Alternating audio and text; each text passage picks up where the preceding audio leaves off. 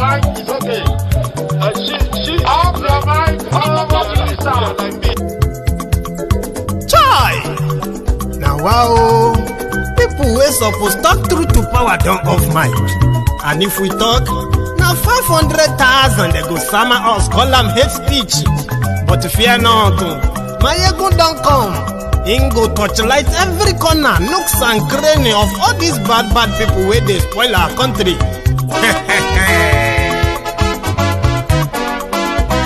So my people make we laugh, oh, yo, yo. Maiyegun don't come, oh, yo, yo. My people make we shout, oh, yo, yo. Maiyegun don't come, oh, yo, yo. Maiyegun don't come, man of the masses, oh, yo, yo. Maiyegun don't come, oh, yo, yo. Maiyegun diary politico, yo, yo. Maiyegun don't come, oh, yo, yo.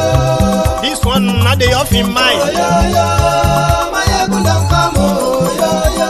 And in the touchlight every corner, oh, yo, yo. Maiyegun don't come, oh, yo, yo. Okay, some people be they holla say they want the power. Chai, them be promise us say we go get light and power. Nah. Them hustle sote they can't get the power. But now they know they do anything with the power. Sure. Every day, dollar just they get the higher power over Naira. See them talk say make we off mind, but thank God say Maiyegun don't come. So my people make you laugh, oh, yo, yo. Maiyegun don't come, oh, yo, yo. My people make we shout, oh, yo, yo. Maiyegun don't come, oh, yo, yo. Maiyegun don't come, man of the masses, oh, yo, yo. Maiyegun don't come, oh, yo, yo. Maiyegun diary politico, oh, yo, yo. Maiyegun don't come, oh, yo, yo. This one not they off in mind, oh, yo, yo. Maiyegun don't come, oh, yo, yo. Person where they do evil, no one make person talk. Them say that Maiyegun, that man too they talk. He too they talk. Say Maiyegun diary, he they hot like pepper. But every day, then they take money in bulk. Woman picking, they the street they hawk. Still them talk say, make we no talk. But thank God say, Maiyegun don't come.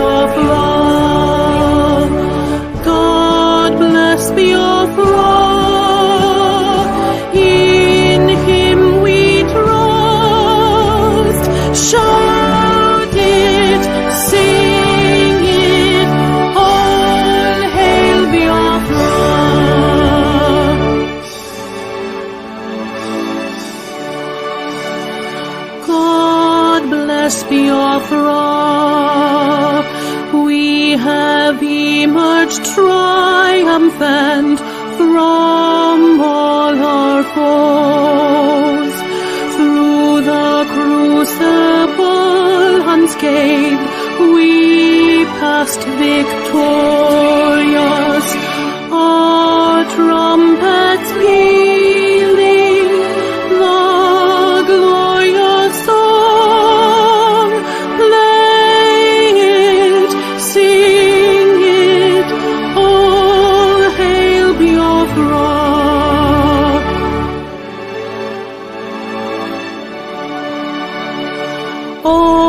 hail Biafra. We shall always remember all that perished in the struggle for our freedom. All hail our heroes. Our prayer shall be known, oh, day and night. Say them always. All hail Biafra.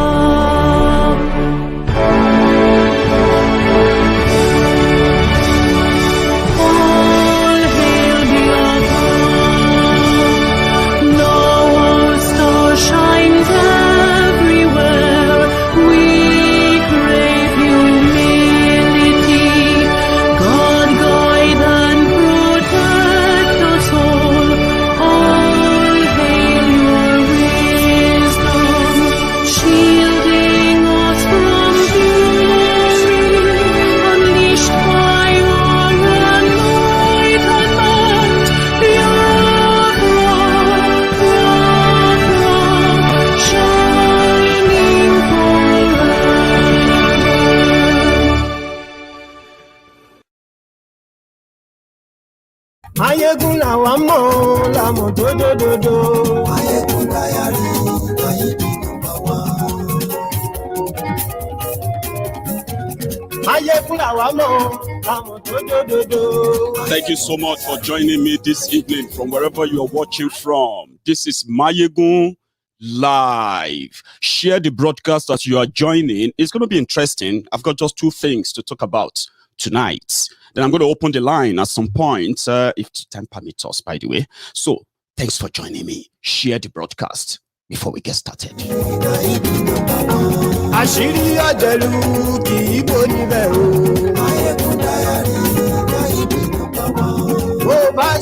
Thank you.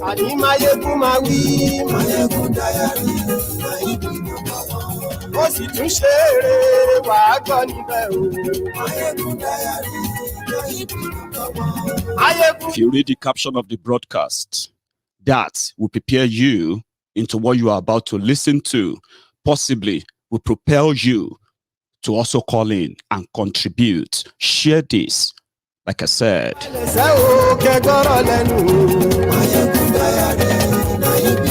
think I should smile more.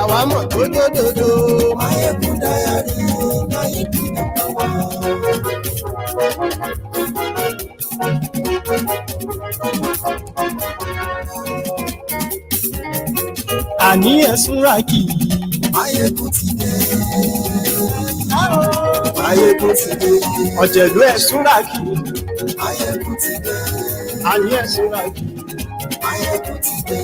Lórí Facebook. Maiyegun ti dé. Tell them. Àní ẹ̀sùnra kì í. Maiyegun ti dé. Lórí Thank you so much for joining me. For those of you who received the notification from YouTube, from Facebook, it's a pleasure having you on again tonight. Now, the caption of the broadcast is about the fraud that is about to hit you if you are living in Nigeria in 2022. I kind of like talking about these things so that people don't always express surprise when this whole thing comes to pass. And sometimes it does help people to also get prepared. You know what I mean? Nigeria will happen to every one of us differently until we all scream and put word to action to say enough. Until then, Nigeria is going to continue to happen to us differently. I hope it will be fair, or you will be prepared. And that is why conversations like this are very important. I share them, pure, raw, and undiluted, enough for you to be able to picture yourself in the whole scenario and possibly join those who will resist. People are resisting, but the number is not that significant yet. So maybe when you are open up and when you have an access to information that you can easily process without all this grammar, blah, blah, blah, blah, blah, blah, all of these things, right? That actually keeps you poorer, confused, ignorant. most of it dead. We have dead men walking in Nigeria. Many people who have, which Nigeria has happened to, destroyed. Some of them unprepared. Nigeria budgeted 17 trillion naira, 17 trillion rather, trillion naira for 2022. If you break it down, you will realize that there is absolute nothing significant for the level of the poverty in that country, including the downtrodden, the majority of the population suffering the most of these greedy criminals' decisions, right? When you check that 17 trillion naira budget, as a layman, as an ordinary man, as they call us, ordinary Nigerians, right? You will realize that there is absolute nothing there for you. The only thing that is there for you is on how they are going to milk the few of you who are still trying to hack a living, and then possibly having some little savings. The plan for 2023 is how to strangulate more of you and push you further into poverty. And this is why. Usually when people put a budget together, you consider all things, including what would be the, it's like an investment. Government don't have business in business, right? What government does is that government try to create an enabling environment for businesses, ideas, money to, to grow, so that they, as a tax collector, rent seekers, they can take from whatever you make. But in the case of Nigeria, the greed of the selfish criminals in government has led to many, many businesses shutting down. They don't care.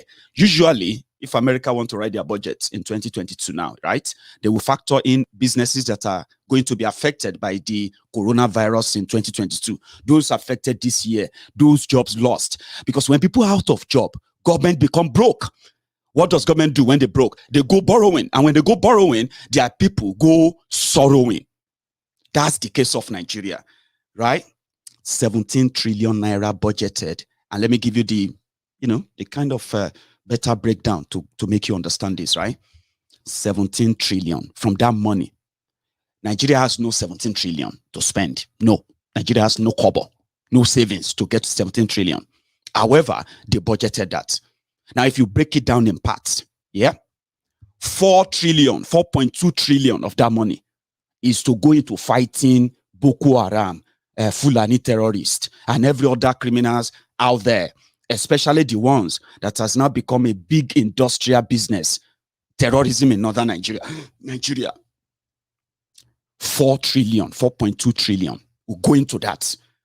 In your own opinion, and that's how it has been every year.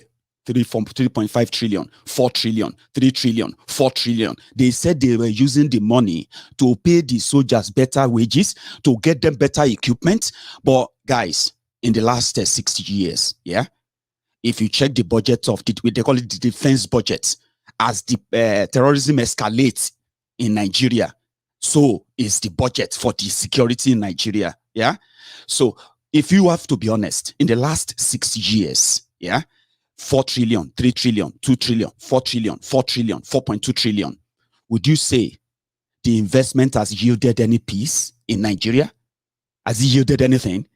I'll come back to that. 4.2 trillion in your 17 trillion will go into fighting terrorism, paying those fat cows as well. The other one is, since they have always been, kind of borrowing, they will need to service the debt, not pay back the loan. No.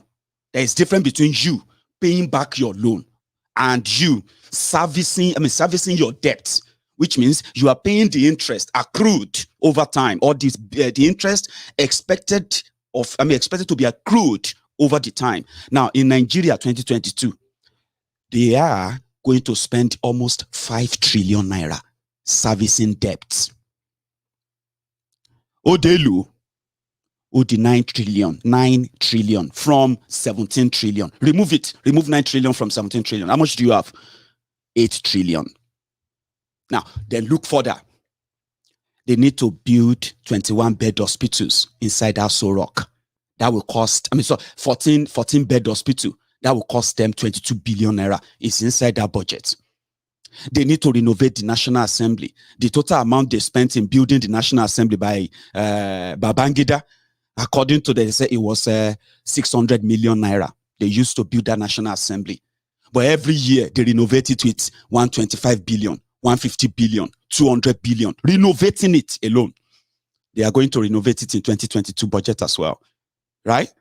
It's also part of now let me save you all the breath, including how to change the diapers of Buhari, how to change what do you call it, the makeup and the sanitary pad of Aisha and the rest of them, including all the lifestyle they are going to live in that 2022 budget. In your 17 trillion, they have carved out about 4.5 trillion for that alone.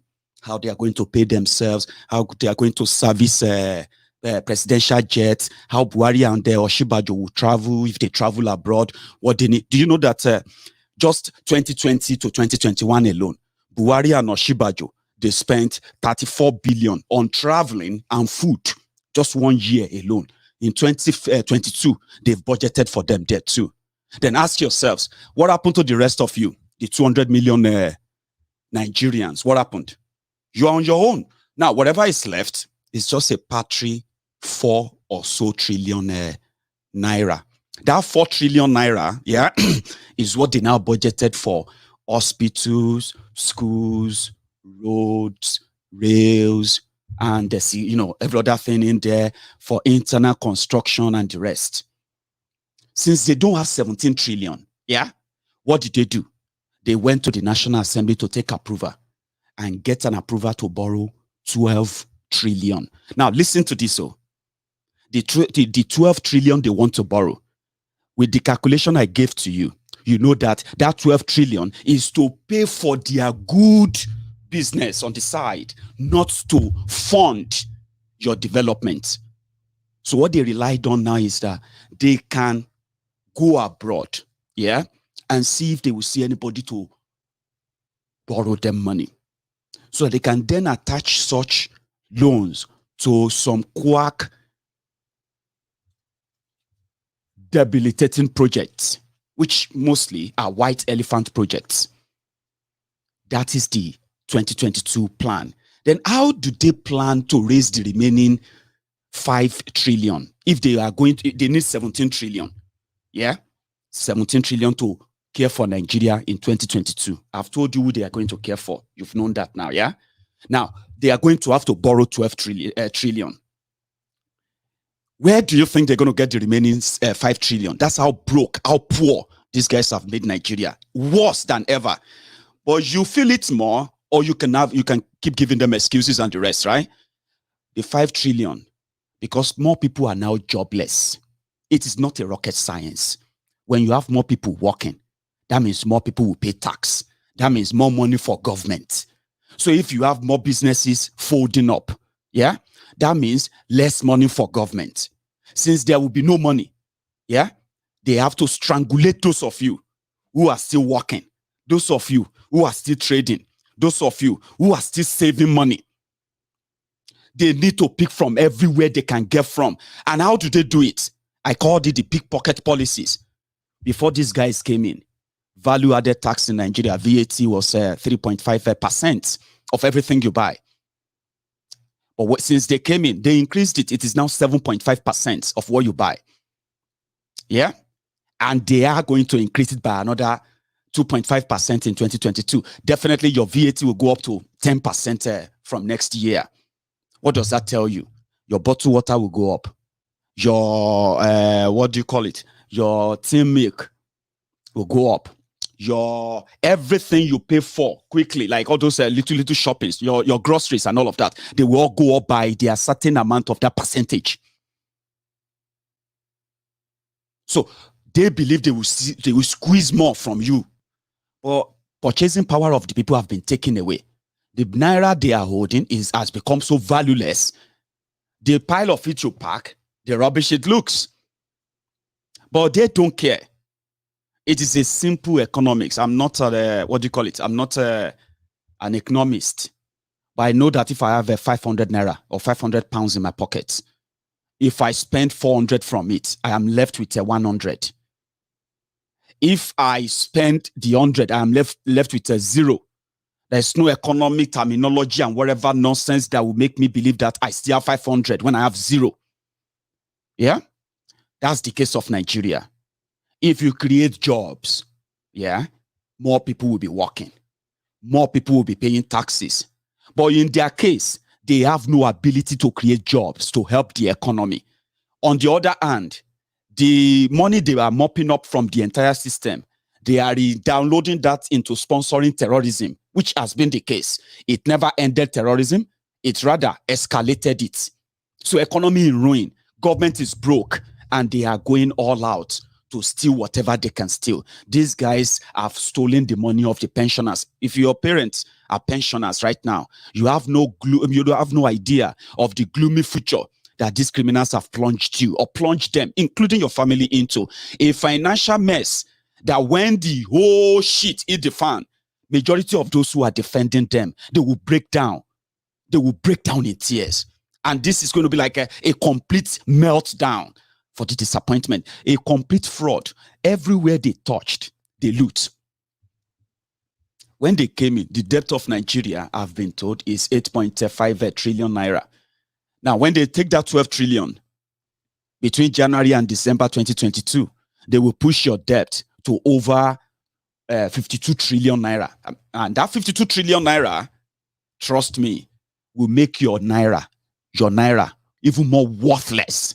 And they might be telling you, as much as they love to cook figures to defend most of their lies or deceits that some of you buy into most of the time. Oh, we have created e-Naira. Some people have subscribed to that. We are raising more money from this. Oh, we are raising bond here and there.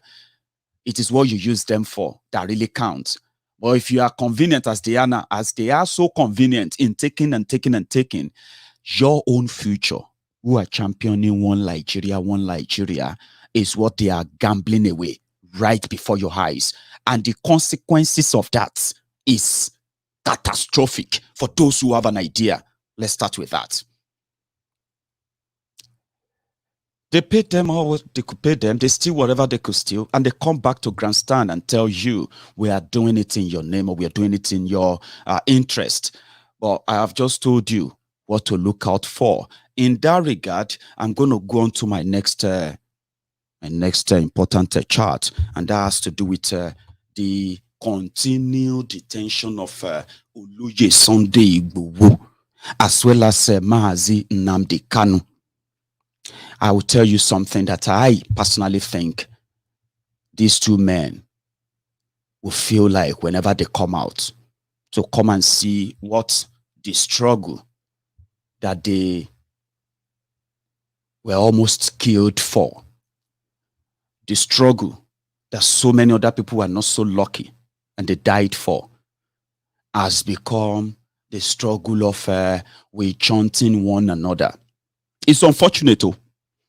If you look out there today, even though, like us now, in Yoruba land, when it comes to Oloye Sunday Igboho, we know that most of those will probably feel kind of, I told you so. You know, that kind of feeling like, we told you so, are mostly Yorubas.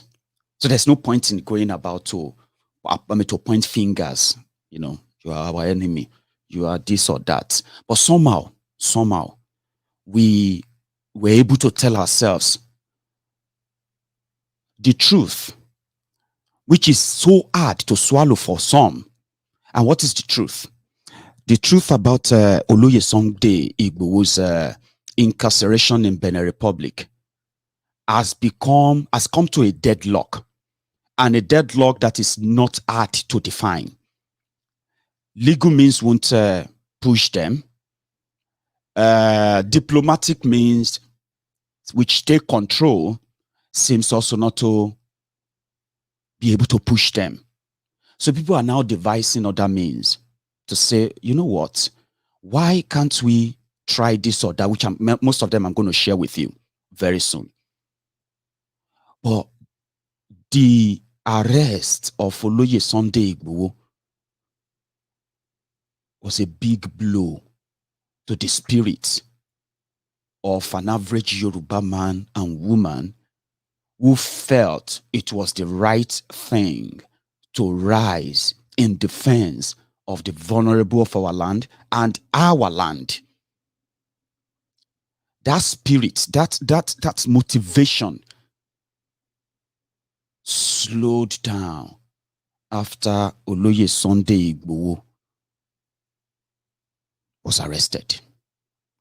And that did not stop people who became inspired a lot. Most of them who have always been thinking of how can Yorubas pull this off in this quagmire, misarranged or imbalanced contraption called Nigeria. So they saw a chance and they helped. So immediately Oloye Sunday Igboho was stopped in Benin Republic. We were able to manage one thing. And that one thing is that we reduced pointing fingers because it doesn't help anyone at that point. At that point, yeah, we would do and be glad to have any help just from anywhere rather than dissipate energy on pointing fingers. You are the one who caused it. You are the one who set him up. You are the one who sold him off. Oh, they paid you money to do this or that. Even though we haven't really succeeded in this type of, arrangement yet. But it helped calm nerves, and people were able to walk behind the scene collaboratively to this point. Before I'll tell you what I'll say next. And the same thing was ongoing with the Mazi Nnamdi Kanu's case. And I remember I told many of you here, I said, even if the devil will give his left eye or his left or right yansh for the freedom of Mazi Nnamdi Kanu to come out of the tension of these lawless people, we would welcome it. That it is proper at this time to understand that the agenda is, is probably to kill the shepherd, strike the flock, and they will all scatter everywhere. And if we have to tell ourselves the truth, that seems to be working now. They are absent for Oloye Sunday Igboho has been in their custody for for 162 or 163 days. Mazi Nnamdi Kanu has been with them for more than 170 days as well. Yeah. And it will be so raw. It will be so kind of be a lie, I would say, if anyone should say their absence hasn't affected the spirit of the self-determination campaign in Nigeria. A lot of scandal has happened though. So I said, we will not need to point fingers.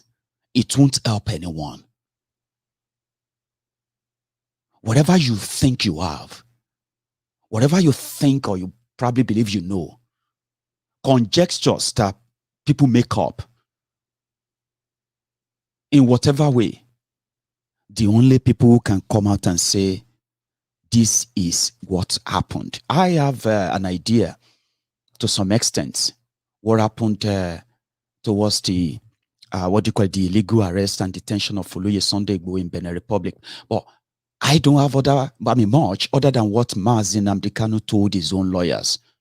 And I said, if you and I decided to choose a different path that is different from uniting and trying to build bridges, pointing fingers would destroy whatever gain we've all made in the course of awareness over self-determination, why it should be done, why everybody should be together, and the rest of that. But you see all those things I said then, they didn't really go into most people's heads. If you go on social media today, it is a terrible case, especially with the IPOB, Facebook, IPOB, the here and there. The reason why I decided to say something on this is this. Nnamdi Kanu, who happened to be primarily called the controversial broadcaster, because they said his words are more kind of what do you call it, dangerous than the guns in the hands of terrorists in Nigeria. That's how dreaded it was seen, especially by the politicians in Nigeria. But somehow it built a cult followership that for whatever provocation you could see, whatever permutation or any kind of what you call necessary provocation I prefer to use against them, they were never violent. Well, you see, the last the last 6 months, we have seen people who have completely somehow desecrated the same respected virtues that got many people attracted to the struggle of self-determination, especially in these trying times when those who are the arrowhead and the champion of it have been held. Primarily, people said our objective should be, how do we use all pressure, legal, protest, and what have you, anything that we could put together and mount this pressure until the world attention is called upon what was going on. And we were winning. We were winning. It was a common call. And the conversation then was were mostly about, oh, where are we going to have our next protest? Oh, we're going to meet in London next week. Oh, we're going to meet in Washington next, tomorrow. These were inspiring moves that momentum we thought we're going to build on, until these little cracks started pulling in. And we exposed this, and we exposed that, and we exposed those who sold our leader, and we exposed those who collected money. Upon all of the exposures, there's been none of them, if you have paid attention very well, there's been none of them that is charged towards bringing attention of the world towards the release of Nnamdi Kanu. And if you pay attention very well up till now, you found yourselves tearing yourselves apart. I was reading a post on social media just yesterday, and it was about some group of people claiming that Nnamdi Kanu's brother was the one who actually collected money and sold his brother to Nigeria in Kenya so that he can be the leader of IPOB. And people believed that. I remember the last time I spoke about this, some people said, what is your business with IPOB? Just forget about it. And I explained, and I said, I am not a newcomer to the struggle of IPOB. I have been one of those primary callers, those outside the block, those they will say, waiting be your business way back 7 years ago.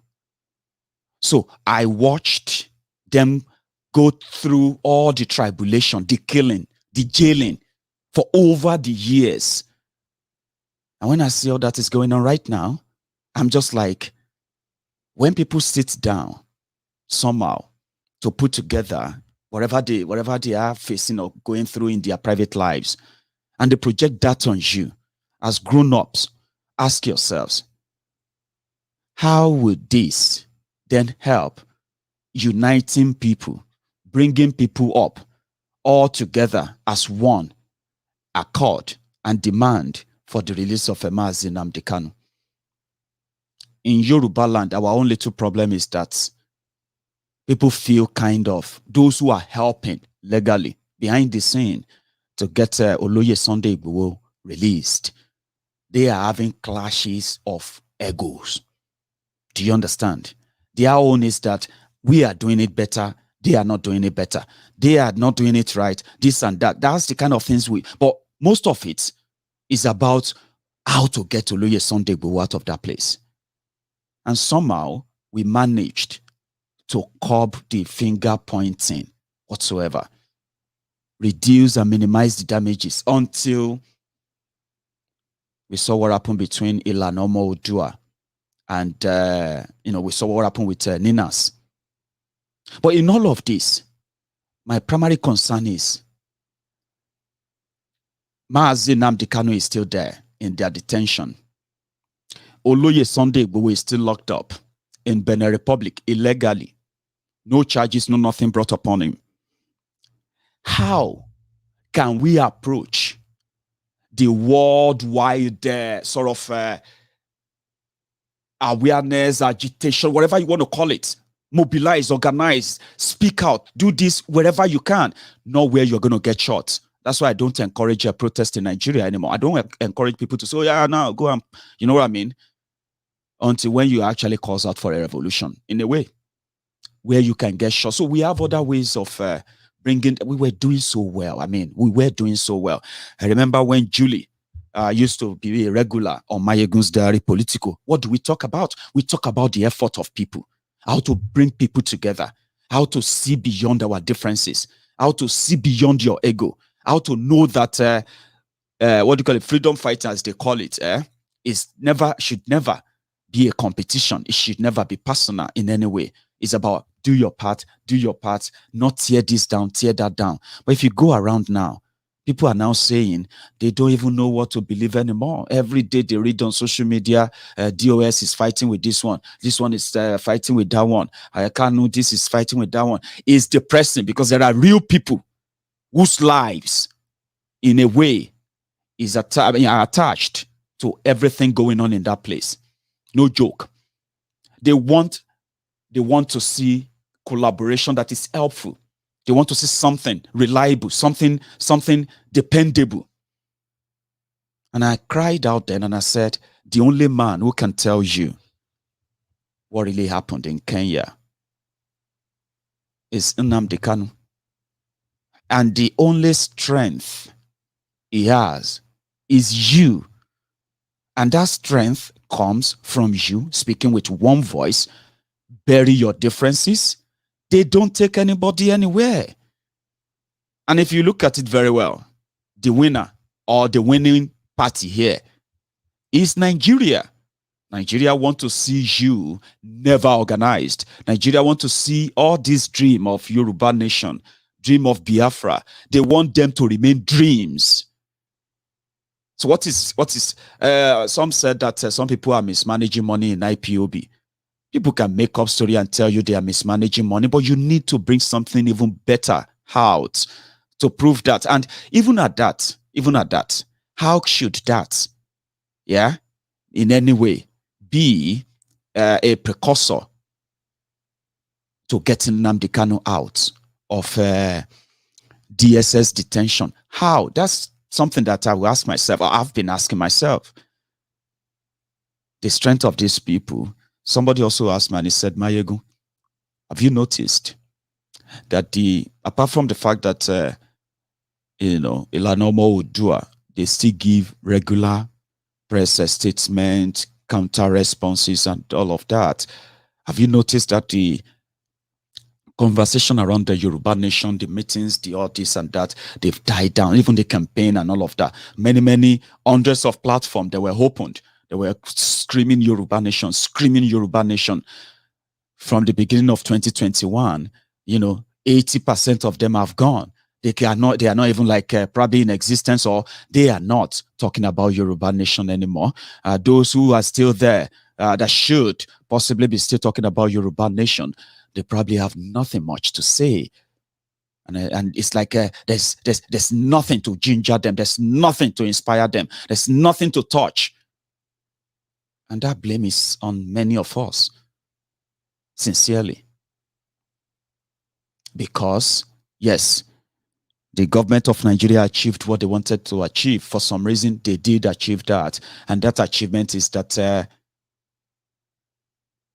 those who are the arrowheads, those who are inspiring you, once they go out of circulation, that will cut the whole process by half. Do you know what is cutting the rest of the half? Your division, your attacks, your infighting. I will expose you. I will expose this. I will expose that. I am that. Some are even saying they are now Idu, and the confusion is so much that I was reading a thread where Biafrans are no longer saying, "Oh, you are DSS." No, now they know that this is real. This is real. Whatever is happening is not good. This is not good at all. You know, when something happens once, twice, you may think, well, maybe it's just a flash, maybe it's just a reaction. When it becomes a constant that people are now building on it, people are saying, no, this is not good. No, this is not good. This is bad. And I'm saying it to you as well that it is bad. You will need to build. That was what Nnamdi Kanu was doing before he was kidnapped. Some things that some of us know, some of you know, especially after the attempt on his life in September 2017. And then he just, disappeared off the radar for almost 2 years. And then he resurfaced again. People in the know said Nnamdi Kanu has his own reliable contact all over the Africa.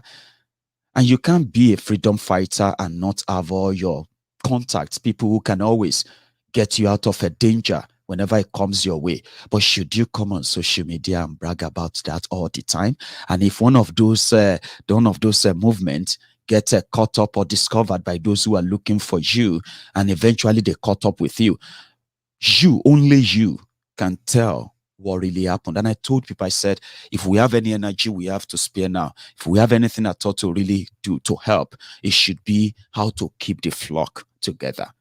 Tell them things that can help. What can they do? What can we do? What should we do? How do we go about this? These are the reasonable questions that people who found themselves as presenters on social media or even on radio or wherever you, these are the questions that you should be researching in a way. How do we mount this up? How do we put this up? You know, we have a what do you call it? We have the generic audience, so to say, which simply means that if you want them to believe in because they believe in a cause, so if you want them to take a stand on this particular issue all over the world, it can be coordinated, build alliances. And when Mazi Nnamdi Kanu is out, because it's going to come out, do you get that now? It will be released. However, when it comes out, and it meets a united, strong home base, not the ones that has called themselves Sabo this, Sabo that. So you be Mumu, you be this and that. I read all this and it breaks hearts in a way. Biafrans used to call those who are not Biafrans, who come there to try to mock them, before, right, on social media, if somebody says something about Biafra, the Biafrans will go there, they will share that person up, give that person back in. Yeah, well done, all Biafra and all of that. So if you now go there as a non-Biafran and you go in there to say, shut up your mouth, this and that, the Biafrans will come for you all together. They will, this was, this is people, that they were. But the last 7 months, I have seen Biafrans tearing themselves apart. People say on social media, guys, it's beyond social media. I have friends here in Glasgow. They told me what this kind of division has done to them, their own group in Glasgow. And these are people who are like responsible men, responsible women, people who have their lives, but they are so passionate about Biafra. How did they get interested? Nnamdi Kanu. Nnamdi Kanu spoke. When he speaks to every Biafran all over the world. These are the part of people who listen, right? But this issue of Nnamdi Kanu got betrayed, and you begin to mention names of people that you can't really substantiate, and grown-up people believe that. So it's beyond social media, and I wonder what is it going to be like when Nnamdi Kanu finally comes out and he says, "This is what happened."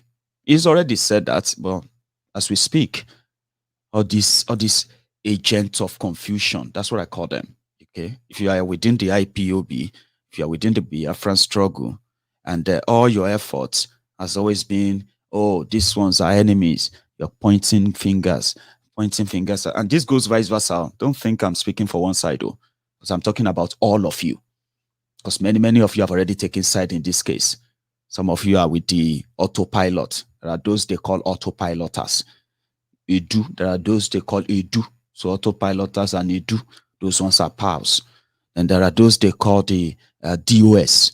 They have other name they call them. You get what I mean now? So those ones, the two of them, when they come across each other, they are accusing each other of the same thing. You sold our leader. This one say, you sold our leader. That's how they sold our leader. No, they gave this one money, sold our leader. That's what they do as we speak. You get it? It's so disappointing. So don't think I'm speaking for yourself. Yeah, Maiyegun is talking about, no, I'm talking about all of you. It's so disappointing. None of that in the last 6 months. You know what that did in the last 6 months?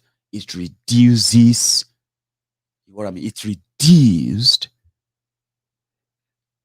the kind of enthusiasm in people, the optimism in people.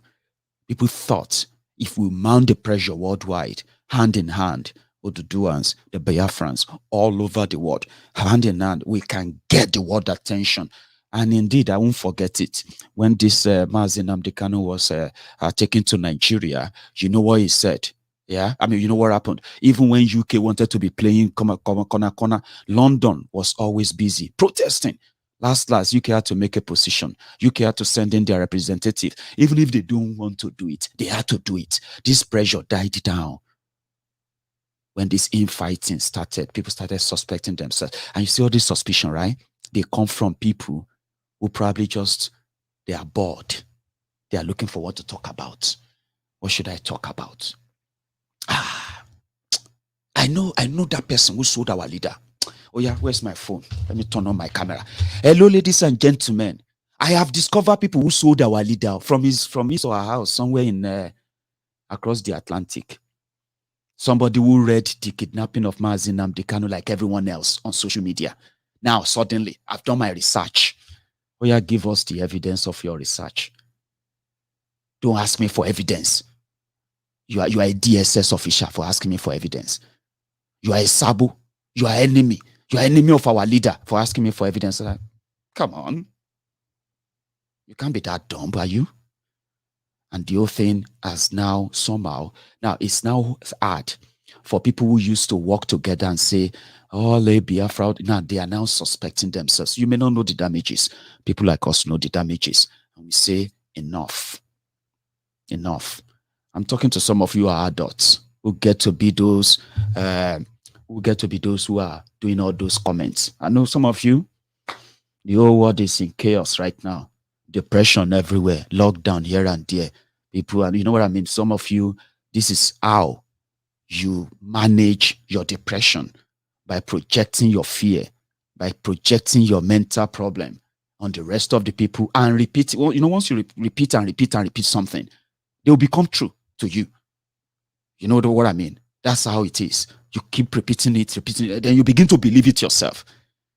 How could you, grown-up men and women, supposed responsible men and women, be comfortable with all of this? Now you sell our leader. The same thing they said to themselves. You sold our leader. You sold that. My friend, shut up. You don't know what you are talking about. Meanwhile, they both don't know what they are talking about.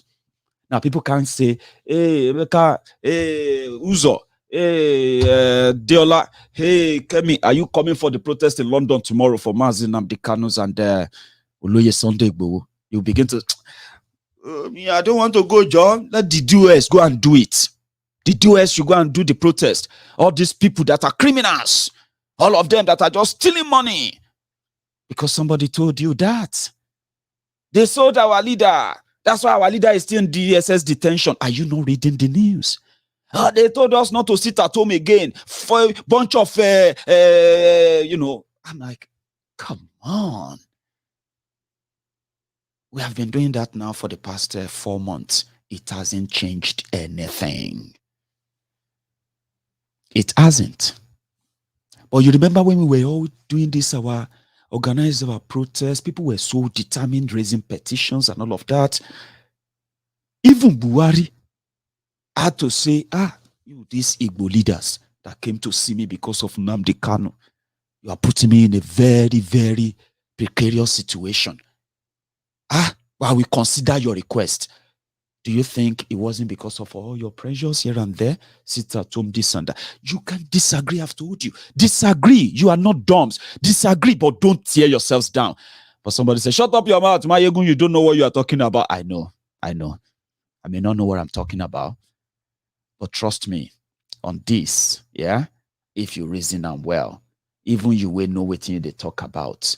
Apart from attacking yourselves, apart from tearing yourselves down, apart from threatening yourselves, calling yourselves different names, what else do you do to get Nnamdi Kanu out of that place?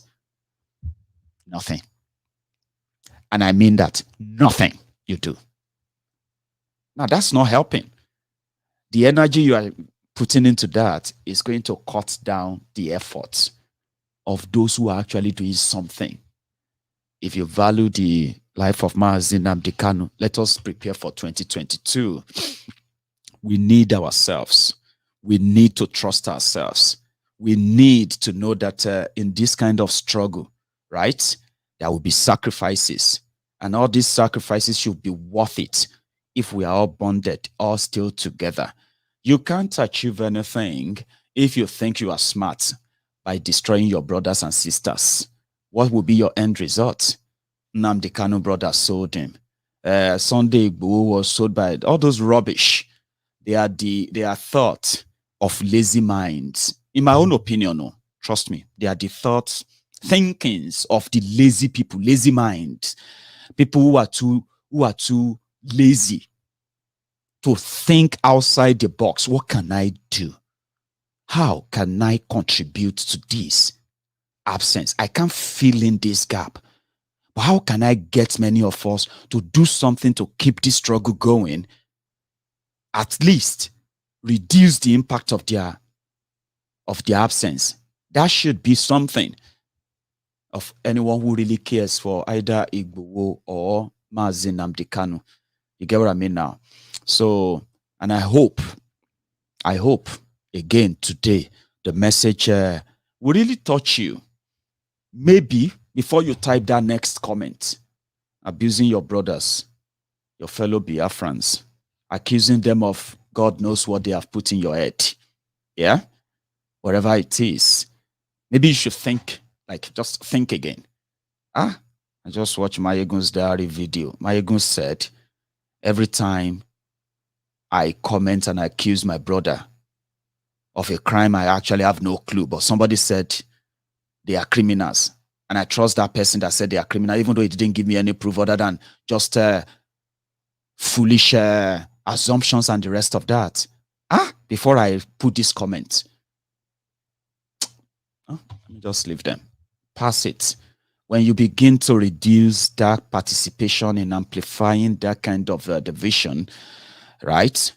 Maybe we can pretty much use 2022 very well into mounting pressure internationally. That's what we've got. Mounting pressure. Make it impossible.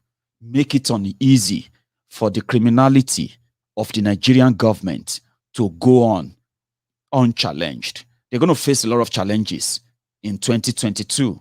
Buhari's government, the politicians, and the rest of them.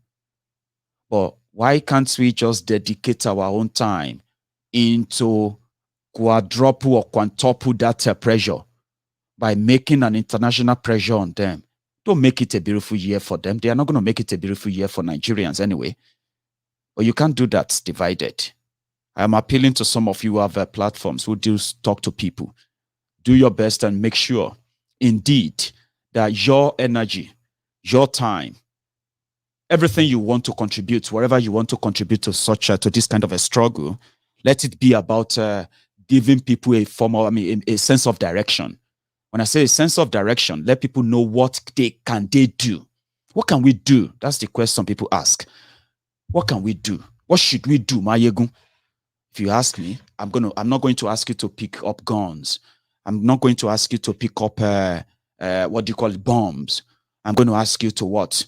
To organize, to mobilize, and to resist.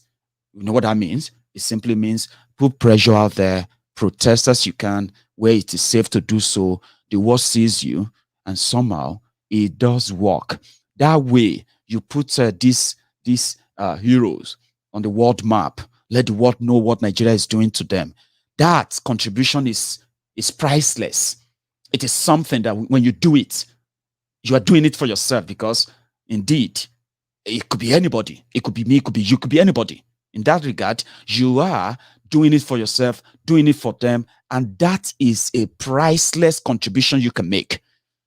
The other part is just voluntary. Oh, we need to raise money for this. Oh, we need to raise money for that. Those are voluntary. That's like you going extra mile into saying, I'm going to do more than walking out there to tell the world what Nigeria is doing to these people and my people. I'm also going to support those who are going to stand up back there, whatever it is, and the legal fee or whatever they are going to need. I'm going to, you know what I mean? People contribute differently. Those who are going to do that may not be those who are going to be on the street. Those who are going to put together the legal, defense, they may not be those you are going to see on TV. But what struggle like this means is that you should always know that you have a part to play. And that part you have to play, once you do yours, everyone does his or hers, yeah, there's going to be an end result. The end result is you get what you want. But before you get there, the obstacles, the bumps, the roadblocks, the lacunas, and every other thing that could probably be your stumbling block on the way. These are the challenges. Once you pass them, united, in oneness, right? There's nothing you can face. And I don't know why people should dissipate much energy into tearing themselves apart. And I ask myself, to prove what? And to replace it with what? If you have nothing to replace it with, why should you destroy it? Or you just don't care? And when people say, I don't care, those are the people you should be careful of. When people talk and say, when you're talking about a struggle that has claimed lives, what people are asking for is a referendum. They are not interested in the current arrangement in Nigeria. They have the number. They said they have the number. Nigeria said, no, they don't. It's we have the number to challenge it and say, we want a referendum. If you don't believe us, give it to us. No guns, no nothing. Just let us decide. Check it. Try us.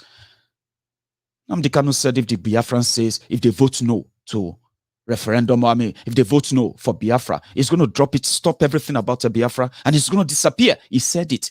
No war. Do you get what I mean? So we need to have that at the back of our minds wherever we do. Give people sense of direction. Sense of direction is when they say, where do we go from here? Some are doing it, and we give them credit for that. So far, so good. But to those of you who are still enjoying the media attention of your of your chicanery and whatever, right? All these things are timed. I have seen many people who have attempted things like this, right? Catching or try to take advantage of a situation only for them to just disappear at the end of the day. It is tragic. And I hope somehow today's preaching gets to you and you make an amendment. Be the change you want to see. When I say be the change, especially when you think those who have done you wrong, they have indeed done so much wrong. But don't be like them by tearing yourselves apart, making enmity out of your own fellow victims. That doesn't sound smart, in my own opinion. So I'm going to go make a tea. When I get back, I'm going to start taking calls. So if you have one or two things you want to add, I have used my own time. It is your turn. Until then, bear with me. I will be back.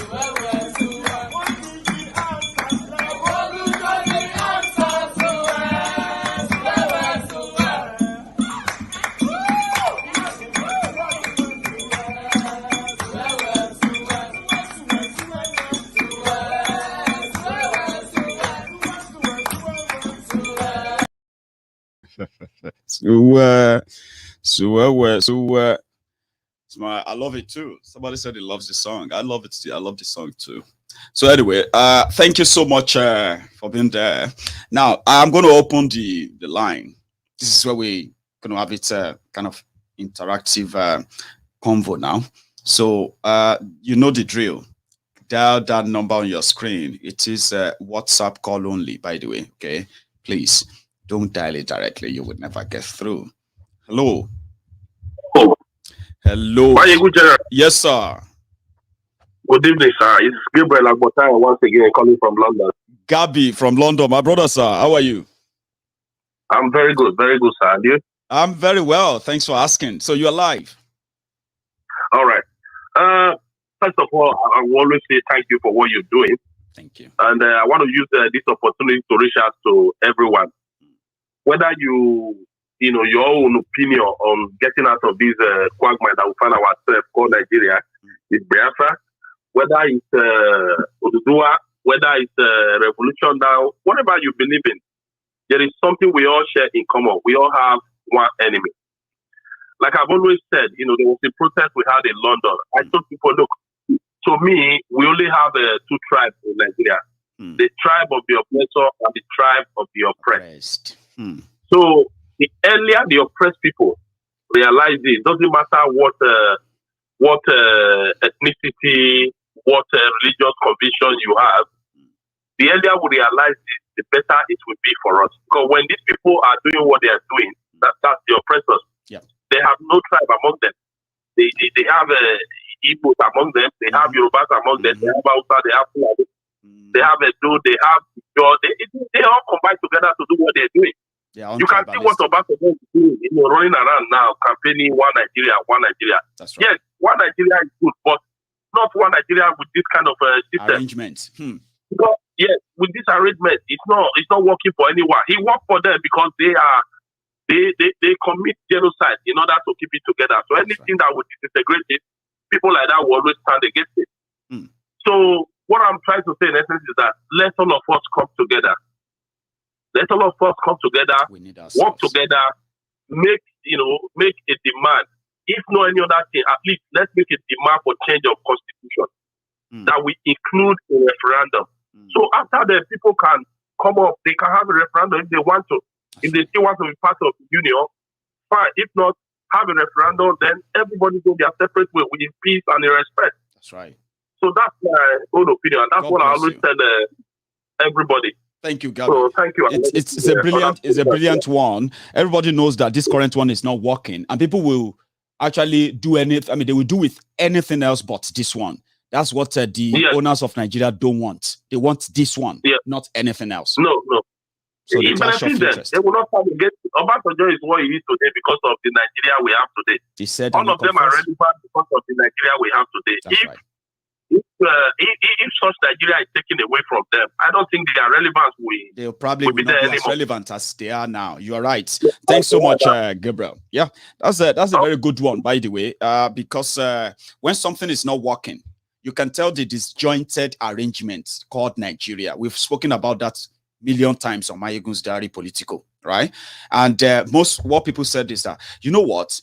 If these people care for Nigeria so much and they care for Nigerians, there are many things that are needed to be rearranged. One of them is that let everybody go back to what they agreed to when Nigeria was to be formed as an independent country. And doing so will simply means everybody will have to go back to his own affairs. People will now just have to make a patriot contribution to the center. Whatever they are doing at the center, you make a contribution there and give them something, not the center giving to the component body. Now that gave us a sense of belonging, sense of originality. You get to know who you are and what you are fighting for until Nigeria happened and we are all confused. Hello. Maiyegun Baba. Yes, sir. I greet you. I greet you too. Your name, sir? Sunana Ahmed. You see, that's another one. I hope this whole trick will end this year, Ahmed. Because sometimes I get to understand how you come on, then sometimes I don't, like now. Yeah, Yeah, day. I'm invisible. Yeah. What should I say? Is it yeah day? Then you say kake kwana biyu, kake means how are you doing? Yeah, aiki. Aiki, how is work? Okay. Aiki lafiya kalau. Naka aikin. Kwana. Yeah, in Awuni, it's night already, so in Awuni. In Awuni. Yeah, then I would say lafiya kalau. Lafiya kalau. I remember that. Yeah, mataya yaranka. Yeah, mataya yaranka. How is my wife and the kids? Lafiya cow. So, mashallah. Mandala. God bless you. Now, Ahmed, you have been listening to me all this while. You're going to be crucial tonight as well. All right. Go on. Actually, I just came on the program. Oh, did you? I'm at work. So I just came on the program, made the call, and I don't know. Okay. I could hear when so what would you like to add then? To the others and everything there. And I just called to put my own part and please, at least if the Biafrans are listening, all these things that's happening, we are all in together. So the most thing we need is to come together. It doesn't matter who is Sabo or who is not Sabo. I used to listen when I watch someone Ekpa and stuff. I see comments. I don't like it. And I've even been on some Ekpa's program one certain time like that when he brought me on and, I spoke. I was watching the comment. I was just laughing, like, look at you, say, Samuel Ekpa, be careful, this guy, it seems like he shouldn't be, it seems this guy is Sabo and stuff. I just kept laughing. Everybody is Sabo, exactly. I mean, Yeah, probably DSS. You don't know me. I came on and, but when I spoke my mind, I said what I have to say. Everybody was impressed, like, oh, okay. You don't do that. You don't know someone. So if I come on your program and I say you don't know me. You don't know if I'm lying. You don't know if I'm saying it. You don't even know me. So but what I say at that moment will tell what maybe a little bit about this person. But you can't tell who is that person. You understand? You can only judge by what he said at that moment, but you don't really know who that person is for real. So, you don't know everybody, and for you to just start judging someone doesn't make any sense, which you don't even have no facts, you don't have any, so it's wrong. And this is exactly what the criminals are holding on to want. They want you to be confused. When you are confused, they're happy about that because they know that your confusion, that is the only thing that will keep holding you back. And that is what they love the most. But the moment they see that unity coming, they understand that if that unity should stand, they are dead. They are dead. And that is where people need to make example like NSAS, all the movement. You see that when that unity begins to come together, they will be scared. But people fail to grab that point that these people don't want to see us unite. So why can't we just forget about whatever is between us or whatever? Most of what people really waste their energy on, they spend hours on social media talking about, right? They are just like assumptions, presumptions, and they are so passionate about it, right? And they have a lot of audience who take them to heart, what they said. And these are baseless stuffs that cannot be, I mean. It doesn't make any sense, And you see, I used to have a discussion, like I told you, we used to have this discussion, this outside group and stuff that we had. So we was talking, we was having discussion, and ever since this secure note stuff they started, there's a program we used to go on, we talk. So when I go on there, mine used to be different. Like I used to tell them, what I will say here, you will not like it. Because most of you here that are still saying secure not, I can see some of you still have the picture of maybe El Rufai, the picture of maybe one governor, you are there on your profile or whatever, you are hailing him. Meanwhile, he is the problem that you are still hailing. Those are the problems you have, but you still hail them and you are still looking for solutions. And I tell them, I say, see, let me tell you, until we begin to understand the true people we are, before you can find a solution, There is no way with the kind of arrangement that is in Nigeria and you think you are finding solutions. No. Meanwhile, you are there. You are still seeing that Nigeria as your own country. Meanwhile, the people that are saying we don't want Nigeria, you are seeing them as the enemy of Nigeria. Meanwhile, the real enemy are the people that are destroying you, are telling you that these ones that don't want Nigeria. Have you sat down on one day and see what is that Nigeria? As in, when you say you are in Nigeria, why are you in Nigeria, number one? What has that Nigeria given you? Nothing. Because, okay, you are abroad now shouting Nigeria, you are in Nigeria, why don't you go back to that Nigeria? Go and live in that Nigeria. If you are in Nigeria, go and live in Nigeria. Since you are in Nigeria, you love Nigeria, go back and live in that Nigeria. No, those are the ones who love Nigeria from abroad. And I don't like that. It's hypocritical. Like, it's just like hypocrisy. Let's put it that way. Like, you can't pretend to love something that you will never, ever experience again. You don't want to. Yeah. And someone was saying, you every time you just come on your Facebook, you are criticizing, come back and come and change. I said, if I come back, what will change? Nothing will change. Are you mad? You want for me the Dabi Moshe Dabi? How do you Yoruba say that your own children don't? We that we grew up together. If say Baye Temisheri like ye Sheri missing, compare. So ko understand pay one Baye je. And so for me, play for a experience. You people should come as much as you can come. Come down here, come and experience. When I want to come, should come and see. Probably you will even be more angered. You will even be more pissed off, more than what I am experiencing right now. Even trying to manage. Ahmed, God bless you. I was talking and they were saying no. That, they were now trying to divert from the issue. That's not what we are talking, as Islam. I say, come, keep Islam aside. All of us here are Muslims. Drop Islam aside. I'm not talking about Islam. Define who you are first. Forget about Islam. And the one was saying, no, Cassandra, you are, if this life, if you don't have Islam, I say, forget about, that is the same Islam they are using to destroy you, and you are there still talking about what Islam are you talking about? Are we not all Muslims in this group that we are talking? You just shut up and let's do what we have to. Stop listening to these people. I was pissed off, man. Thank you so much for calling in, and then we hope people will listen. This is so vital that people need to understand that we need ourselves. And I keep saying it, and I can't emphasize it enough. But I will not stop saying it until we united. That unity is please. That unity is so important. Thank you so much, Ahmed. Let me take another call, Baba.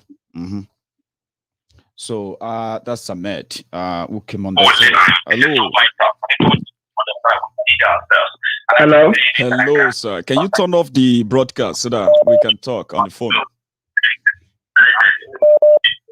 Hello. Yeah. So important. Thank you so much, Ahmed. Can you turn off the broadcast? Yeah. Please, if you want to call in, turn off your broadcast and listen to your phone. All right. Hello. Hello, Maiyegun. What's up? How are you doing, man? What's up? Are you on the program? Live. You are live? Absolutely. Okay. Yeah. All right. Sorry, your name and where you're calling from, if I may ask. I'm calling from United States of America. My name is Latif Kasim. Latif. L-A-T. I remember somebody who had moved at that. So how you doing, Baba? You're live. I'm okay, man. Good. What I want us to look at is fojú tó necessary working. Gbogbo wa kọ́ la lè jà. Àwọn tí à ń bá dìlì wọ́n ń ṣe tí wọ́n máa fún wa ní òmìnira wa lẹ́rọ̀. We have to fight for what we need. I keep saying it. We have to believe that we have to gain this freedom by any means necessary. Gbogbo ọ̀nà tó bá gbà ló yẹ ká fún, because àwọn èèyàn yìí gbogbo ọ̀nà tó bá gbà náà fẹ́ fi dè wá mọ́lẹ̀. That's right. So we have to fight them. We have to stand up against them. Èkìní sọ̀rọ̀ pé a máa ro pé referendum àbóyìnbó kan máa rescue wa, kò sẹ́ni tó máa rescue wa. Àwa la máa rescue ara wa. Àwọn tó gbogbo àríbá kan náà, àwọn kan nágbára láàrin wa. Àwọn tó nágbára yẹn ló yẹ kán dìde. Àwa tá nágbára dá máa bá wọn pariwo bí tó ń sọ yìí. Àwọn náà wà láàrin wa. Àwọn kan dẹ̀ wà tán náwó tó máa gbélé fáwọn tí ò nágbára. Gbogbo everything is gonna work together. In as much as I believe pé We want this liberation in our lifetime. Ó yẹ kí a gbà kí àwọn ẹni burúkú yìí kan lọ láì lójú ayé wa láì ṣe kán jìyà ẹ̀ṣẹ̀.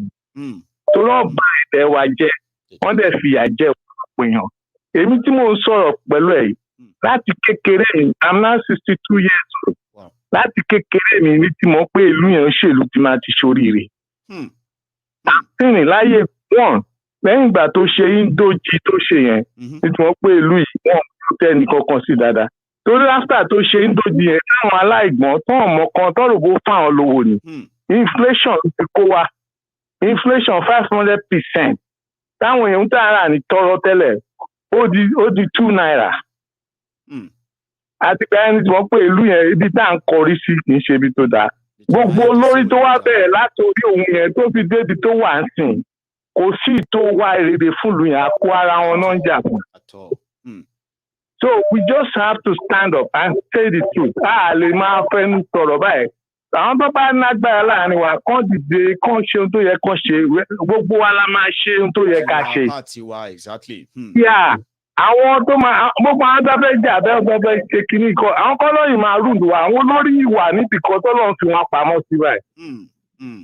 But tó ní kálukú ò bá gbé ẹsẹ̀ tó yẹ kó gbé a nílè débi tá à ń lọ. God bless you, sir. Yeah. Thank you so much. We need to stand up. We need to fight these people. We need to destroy them because one balẹ̀ ayé wa jẹ́ ni. God bless you, sir. Thank you so much for calling. We have to do something. Sir. God bless you.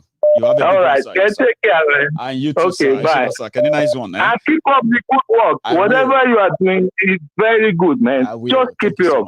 For the àwọn kan wà láàrin wa tó nágbára tó lè bá àwọn pípín yẹn jà. There are so many millions of Sunday Igboho láàrin wa. The only people wọ́n ṣe ní káwọn Sunday Igboho yẹn kọ́ dìde kò yẹ gbogbo akọ́lá nágbára but àwọn tó nágbára yẹn they need to use it torí tó bá lò kò wúlò. God bless you. Thank you so much. You need to use it. You have to. Ó lè máa rí ibi tó ti máa benefit ẹ̀ sìn but tó máa benefit ẹ̀ ní ọjọ́ iwájú. Àwọn èèyàn kan ti kú ọ̀nà ọ̀gbìn àwọn kan ní lọ́wọ́. But ẹni tẹ́ bá nágbára ní ọmọ Yorùbá tẹ̀rọ bí plan go through yóò dáa. Ẹ dìde kẹjà fúnlẹ̀ Yorùbá ẹ má máa wò báyìí ẹ dìde kẹjà ibi tá a ti mọ akọni èèyàn yẹn. Bless you. Thank you so much, sir. In our lifetime. Amen. God bless you, sir. Okay. So let me take another one. Maiyegun General, Naibi #1. Hello, Maiyegun today. Thank you. How are you, sir? Yes, I'm very fine, sir. Merry Christmas, Maiyegun, and Happy New Year in advance. And you too, and compliment of the whole season to you. Your name, by the way, for the sake of our listeners. My name is Lucky, and I'm calling from Ontario, Canada. Lucky from Ontario. I've not heard from my Canadian friends in a while, so it's good to hear from you, Lucky. Yeah, Baba, I do. I just want I did not say thank you for your effort and everything for trying to bring us all together. You understand? Because these people will they fight with, so their power are there for disunity. They know that their power is in making Nigeria divided. But if we can all come together and have one voice, I'm telling you, these guys will run away. Like I do tell people that yes, me I love Biafra, I love Otutua. But for now we have one enemy, which is the government of Nigeria. Like I said, you want Oduduwa, you want Biafra, but our Obas, our Igwes, they are still collecting money from the government. They are on the payroll. They will not allow that. But once they see that we are serious and we come together, they will not be able to defeat all of us. That's right. You understand? Like Nigeria is in a deplorable state right now. I won't lie to you. There's nothing working. You get it? There's nothing working. Lucky, and the only solution is somebody told me, somebody said, if to say Nigerians are to really be smart, or they want to prove that they are smart, there is no other time that the revolution will chase out all of these criminals. There's no better time than now. That Nigeria is vulnerable. Now. Nigeria is broke. Yes. Nigeria is so porous that terrorists are making a hell out of the Nigerian military. There's no other time for revolution of the people to suppress and take over and take their life back. But Baba, this is the time. This is the time that we need that one voice. You understand? I was in China in 2013. Can you believe it? I went there with my own hard-earned money to do my masters. But when I go there, I see the children of these northerners on scholarship. These guys cannot put 1 and 2 together. You understand? But they are there. I will say, okay, let me just go and buy one bread to see my jealous or see my jelale. But you see this guy coming out with groceries, bags. You understand? I was so shocked. I was like, wow, how did you do it? They never told me the way they got their scholarship. And they know nothing of there. Their own plan is keep Friday, but Lossy Club. You understand? But we, the Southerners, you see us struggling to make ends meet. And these guys are living lavishly life in China. Not just in China, every part of the world, Baba. Baba, when you keep telling even at that, I believe, you remember there was a time we were having a chat on Maiyegun's Diary Political, and I said, there are children that they spend Nigeria money on abroad. Even the people they send on scholarship. They are, if they put the names together from 1960 to this date, I bet you they will see millions of names there, Abi. What was their contribution to Nigeria when they got back to Nigeria from those education? Nothing, Baba, nothing. You remember when they asked one of the ministers in the North, say, what plan does he have? He was telling us about Kilishi machine. As old as man was, he was saying they're trying to bring a machine that will be able to produce Kilishi. Begin to export Kilishi. Yes, Kilishi of all things, Baba, my brother. The thing weak me. I just tired. You understand? You know. Oh, then when you keep telling those ones in the south that about what they happen, they will keep telling you why you know come Nigeria can't talk them now. Don't mean they suffer directly. It's not affecting me directly. Indirectly, I say they affect me. You understand? So when I went there, he tell you guys this is what I want. This one, did you support him? No. So you want me now to leave my own comfort and come to Nigeria to come and do what now? No, if you cannot live, you cannot hear what they are living. It is like you go there, you go and show them and say, you should not be where sleeping in the dark. You should not be going and then to trek kilometers to go and fetch water. These are lives that conveniences that should have been there. You should go there and remind them. Exactly. They want you to come and tell them that no, this is life. You hear some people telling you that swagger, did this one for that one. He did this one for that one. I was like, are you guys daft? You're supposed to take some sort of people and do that, or make the whole place a government for everybody, so everybody can benefit. You're supposed to select people. People, okay. You understand? They are not. I don't know. I don't know if because Buhari is the head and is so dull that everybody now is like dull too. You get it? Because they said if the head is corrupt, what would the bottom be? They want to be corrupt. So I believe the Buhari mentality. The Buhari is affecting everybody. A lot. You understand? Because they don't think again. They now see impunity as part of living, part of life. You know, Lucky, we are talking about people. We are talking about people who glorifies poverty. They glorify poverty. They feel like God loves them because they are poor. Do you know that? Exactly. Like, if you are rich and all this thing, all of you are enjoying, they will not take you to heaven, because they are poor enough to say God loves them because they are poor. Baba, I've never seen anything. I have pay list in Nigeria. Me when they collect paycheck for you, I think people they pay for Nigeria. Yeah. You understand? At the point I don't pay, look account. $20 remain. I get 2 cars. I ask my wife who go come buy for it. Now you have been and me. Ever see that I say no. I know they displease myself to please anybody again. Because they don't want it. They don't think the way you are thinking over here. They don't think it. They don't think that way. You understand? It's so bad. Thank you so much, Lucky. Papa, we can allow you to do the show. They go. The thing is plenty. No, just plenty now. If we are talking about Nigeria, the disappointment is endless. But we say all these things here to see if they can know that we feel their pulse. We feel what they feel. Exactly. And if they can at least change how they approach things, maybe the way things approaches them will change as well. Of course, it will change if they change how they approach things. But God bless you, Lucky. Baba, now with the meetings happen here, if you don't see Chidi, worship media, you don't see me. Understand? Now with the make and the happen for here, now with the represent for here. Anytime, any day. Just hold Baba. So that when I come Ontario or I come Canada at all, I will get to know that I will still be at home. Yeah, don't hear the name Lucky. Now I realize only me want to be the Lucky for Canada. I just joke about the name Lucky is so unique. Trust me, Baba. this particular one is a lucky one. So I know. Yeah. Thank you, Baba. Let me take another call. Yeah, Baba. Nice Baba, lie down, Baba. One love, Baba. Thank you, Baba. Cheers, man. I have another caller. Hello there, sir. Maiyegun. Yes, sir. How are you, my dear brother? Merry Christmas. Very well. How are you, sir? In Naira.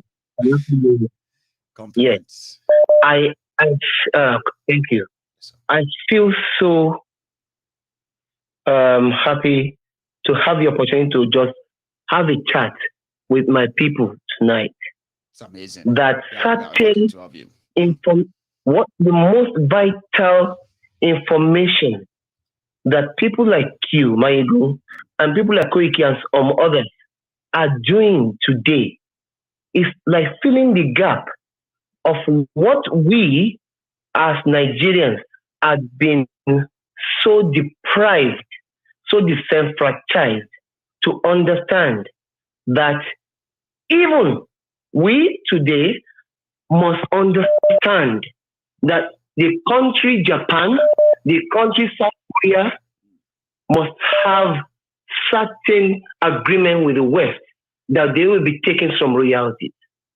Those royalties, they will continue to enjoy it for till the kingdom come. And we cannot even in Africa stop the royalties that created the states that we are in today. What the Europeans will never get involved in Africa is teach us how to fight, to develop, to have a system to develop our own people. However, the problem we're having today is based on the failures of the ineptitude of our military leaders, who we call heroes today. They were trained to protect the integrity of the territory from enemies. They never had the wherewithal, mentally, intelligently, intellectually, to develop a movement to actually help create a system that will develop our own people, which is well protected in Japan, South Korea, and all those places. So, the problem we're having today, that people like you are trying to fill the gap of what those Awolowo, the Ajashian, who and Ganita, what they were trying to say, directly or indirectly, is the fact that people like IPOB, whether it's Sunday Igboho or Nnamdi Kanu, they have used their brief moments now to try to educate and awaken people to understand that, wait, we have lost all those military years which has created and exposed the ineptitude and the lack of and the misuse of the intellect of what our traditional institutions stood for. Exactly. So people like whatever people like Obasanjo will be saying, they might mean well, but irrespective, they never have that intellectual ability like a missed opportunity for them to decide. Exactly, they cannot anymore because they've missed it. Exactly, it's like a lost years of no movement. Because no real exactly. So even what Awolowo achieved during that time, he didn't achieve it on his own. I hope you can still hear me. I'm with you, sir. Yeah. Yeah. Because all we are all fighting for now, the West has come and say, wait, this is our royalty in creating your country. The problem these military guys have used without any intellectual capacity is to create a subordinate of what they were. That relationship between the West and us has created and think they can achieve. That's why we have 36 states with only about 5 or 6 of them that is actually viable. right. And we still have people who created being respected to be talking about the future of those who have been failed by that same system, to respect them. The youth of today, I don't understand. With people talking about 2023. You are right, sir. That is why you said that the confusion is there, and people like us filling in the gap. We might be doing a great job, but we even have no idea of yet. Exactly. People talking about 2023, they are missing the point completely. And to me, I will continue to support the way you guys are. Thank you, sir. Preaching what you are preaching. When you listen to many commentators there, they know exactly what the issue is. How can you be fighting for the development of your own people, and it becomes a treason? It doesn't make sense. I don't understand. Exactly. I mean, it's becoming a treasonable offense. I cannot. Even in this country, if you do that in UK. I mean, come on. I live in Scotland. We were never accused of treasonable felony. We said a lot of things. We did campaigns. We're never haunted. We're never targeted or profiled for standing for the independence of Scotland. So it's a crazy show. And you see people. That's why we have many resources lying fallow.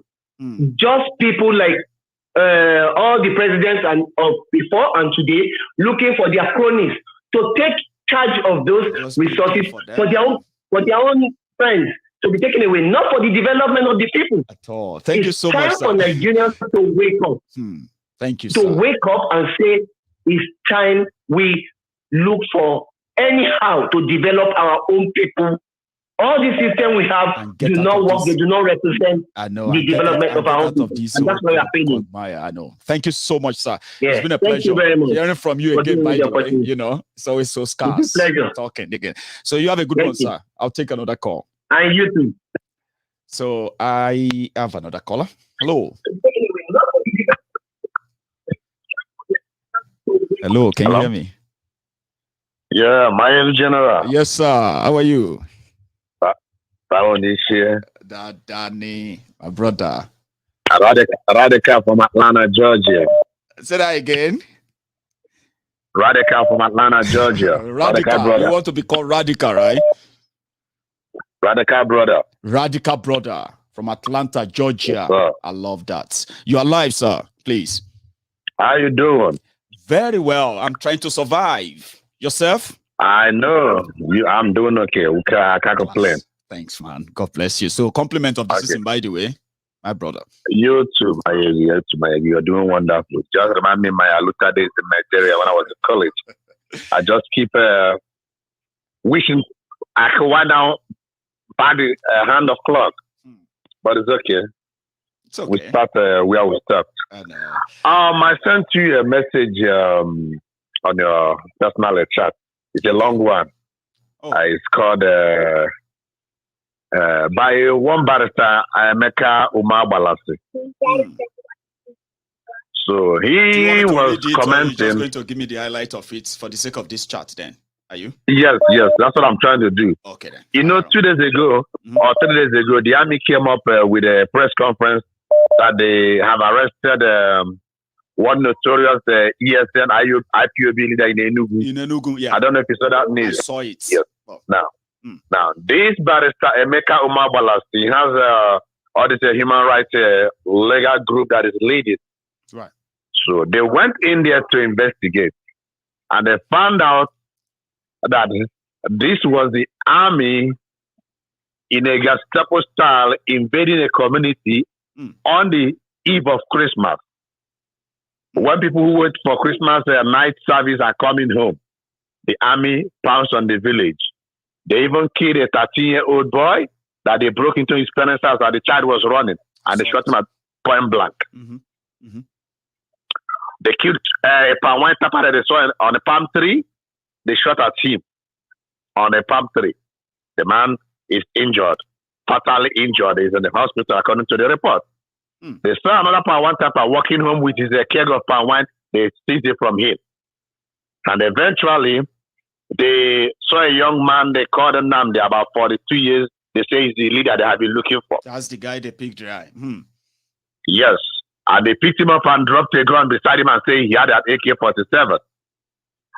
And I keep asking myself, it might take a little longer, but the true story will always come out. Sure. And the victims always knows the true story. That's right. It's just like enslaving somebody and telling them, oh, I brought you Christianity, or we're going to Middle East to teach them Christianity, and you're invading them. The people know, the locals, the natives know that you're not teaching them any Christianity. And moreover, if you think you're teaching them Christianity, they don't ask you to come and teach them. They ask you to come. It's just like what America did in Afghanistan. After 20 years, water still found its level. Okay? So, right. Those who are shouting one Nigeria, the politicians, the governors, the elite that is enjoying Nigeria and shouting one Nigeria, how do they think that these victims will eventually come to accept this one Nigeria? If this one Nigeria means death to them, how are they not thinking that someday this people will rise up to say enough? Are they not thinking that at all? Because I mean, it beats my imagination. How you are telling me I love you? It's only a witch that will tell you I love you and is sucking your blood. That's why somebody told me that the love of a witch is death. You know what I got from this, radical brother, yeah? You know what I picked up from this is this. We know the trauma of the existence of the Nigerian military and security forces in eastern Nigeria. Most of the time, some people feels like it's been exaggerated, right? Some people feel like these are real. Some feel like it's not really happening. Some others believe that all of those stories about crime, criminals, this unknown government and that, then justify the amount of the amount of injustice, brutalization, and even killings of Igbo people in eastern Nigeria today. So all of this so complex, out of this whole thing, like you said, the victims knows. There are victims. The victim knows the reality. Families who are victims. No matter what everyone believes, no matter what everyone says, whatever you want to believe, the victims know the truth. They are victims. And they know. I don't think they're going to go away. And it's going to just go away like that. No. It won't go away. It doesn't go away. I'm with you. Especially in this age where people can document, do videos, they have the bodies. It's not like a civil war when people are in the bush. People are in their communities. So they see and they know what's going on. That's right. So, and I asked my question, I asked my friends in other forum that I am, I say, where are the bishops? Where are the political leaders? Why are they not talking? Do they think the people have amnesia when they will come out tomorrow to say, let's forgive and forget, let's move on? If you have killed my own brother, bro, I'm not going to move on. No way. I don't care. I will not move on from that. I mean, tell me. I will not move on. I do not leave vengeance for God. I try if I can to avenge. I do not leave vengeance for God. God did not kill the person. That's right. So why would I leave vengeance for God? So these people, sometimes I get so angry and I say, why are Nigerians not sufficiently angry enough as those of us outside? We have a better life. I have a living. I have a job. I have other things. But anytime I open my phone and look at things happening in Nigeria, I get enraged. Why are Nigerians not sufficiently angry? Because if we have Nigerians sufficiently angry, this things will end in one day. Some said it's because they have no access to the real information. Those of them who use the internet, they spend their time on frivolities, things that add no value to their existence. To them, you know what I mean? So that is true. That is true. That is true. Some said that's the reason why Nigerians are not really reacting in a way, because they have no idea what is really going on. And the government has emasculated the mass media. I went home 4 years ago. You couldn't believe it. You know, like when I was in Nigeria many years ago, right. If you go to a barber salon, people will wipe down a clipper with Parazone G, right? Before they barb another person. Yeah. I went home 4 years ago. They were using lighter to burn clippers. And I asked them, who told you that? I asked them, who told you that heat ordinary heat from a lighter will kill a HIV or whatever that the clipper can transmit. And I asked them, how much is parazone? How much is jig? Lo and behold, there was no parazone anywhere in the market again. I had to step out because the clipper I came home with cannot work in Nigeria. Is a one-time boat from America. Right. So I went into the market. I bought a jig, and I say, hey, clean the clipper. Caution. They say prevention is better than cure. And keep the rest. And keep the rest for others. From the many weeks I stayed, I didn't hear one single jingle against HIV or public health jingle. Nothing. The radios are talking trash. They are talking nonsense. No communication going on. Nothing. I told people, I say, you guys are 20 years backward from what I left. Everywhere has been squalomized. Places that were GRA before I left are now bacha. Get to everywhere. And people think they are making progress. And when I'm talking, they look at me like, you are mad. Where are you from? So it seems that this thing is general, right? It's like some of us will go from abroad, right? Sometimes when we begin to talk, sometimes you yourself will begin to ask, maybe I am the mad one then. Maybe I am actually the one that is mad, because it's like everybody here, they are normal. They are doing all these abnormal things and it looks normal to them. Am I the only mad one? It looks normal. Right? Exactly. That was my experience. I was like, I look at myself. People where they think I'm mad, I'm wearing good clothes. Some of them naked. And you're thinking I'm the one that is mad. I'm like, Holy Ghost. So who is if somebody doesn't know he is in trouble, how then do you begin to save him? How do you then begin to save him? Radical brother, thank you so much for this experience that you share with us tonight. Like people say on Maiyegun's Diary Political, somebody told me personally and he said, do you know you have these special callers? People who actually take their time to speak on Maiyegun's Diary Political, and this part is his own most interesting part, where you don't know who is going to be on the phone, but you can be rest assured you are never going to be bored. Thank you so much, Radical brother. Let me speak to another Keep it up, man. Keep it up. Thanks, man. It's a pleasure there. So I'm going to take another call. This time around, I have hello. Hello, Maiyegun Diary. Yes, sir. How are you? Good afternoon. Very well. I'm calling from the US. From the US. Do you mind giving us your name, or you want to, pass it? My name is Niyi. Niyi. God bless you. So Niyi from the US. You are live, sir. Please. I've been watching your program for quite a while, but this is the first time I have the opportunity of calling. However, thank you. You see, as a people, we have been decimated educationally. You need to be self-aware first. That something is all right before you can start demanding for it.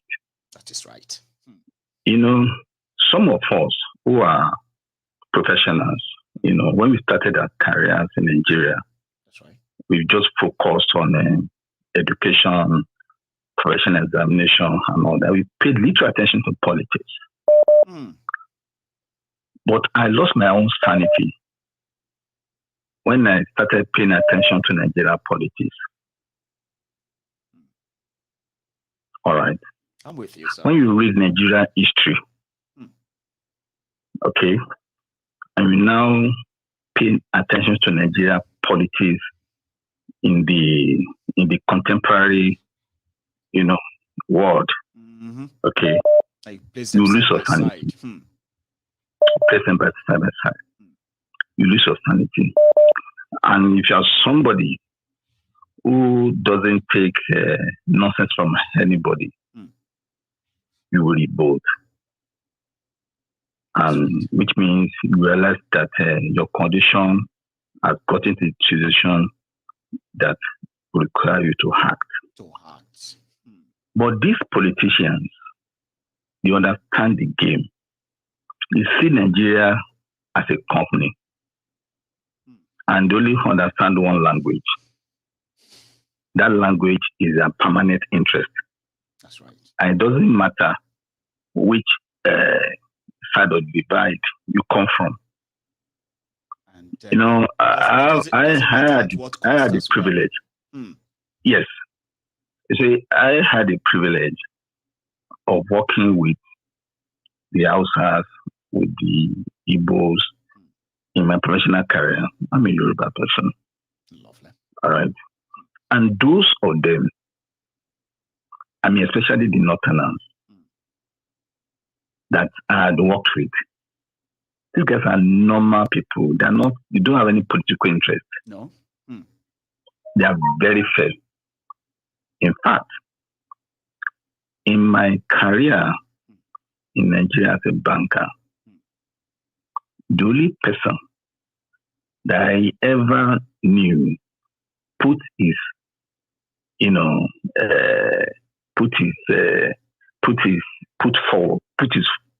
foot forward for me and fought for my promotion. Okay. It's a full animal. Somebody who stood up for you. Wow. Stood up for me. It's a full animal. Wow. In fact, he said, "Me, you will be promoted," and he ensured it happened. He fought against the Yorubas,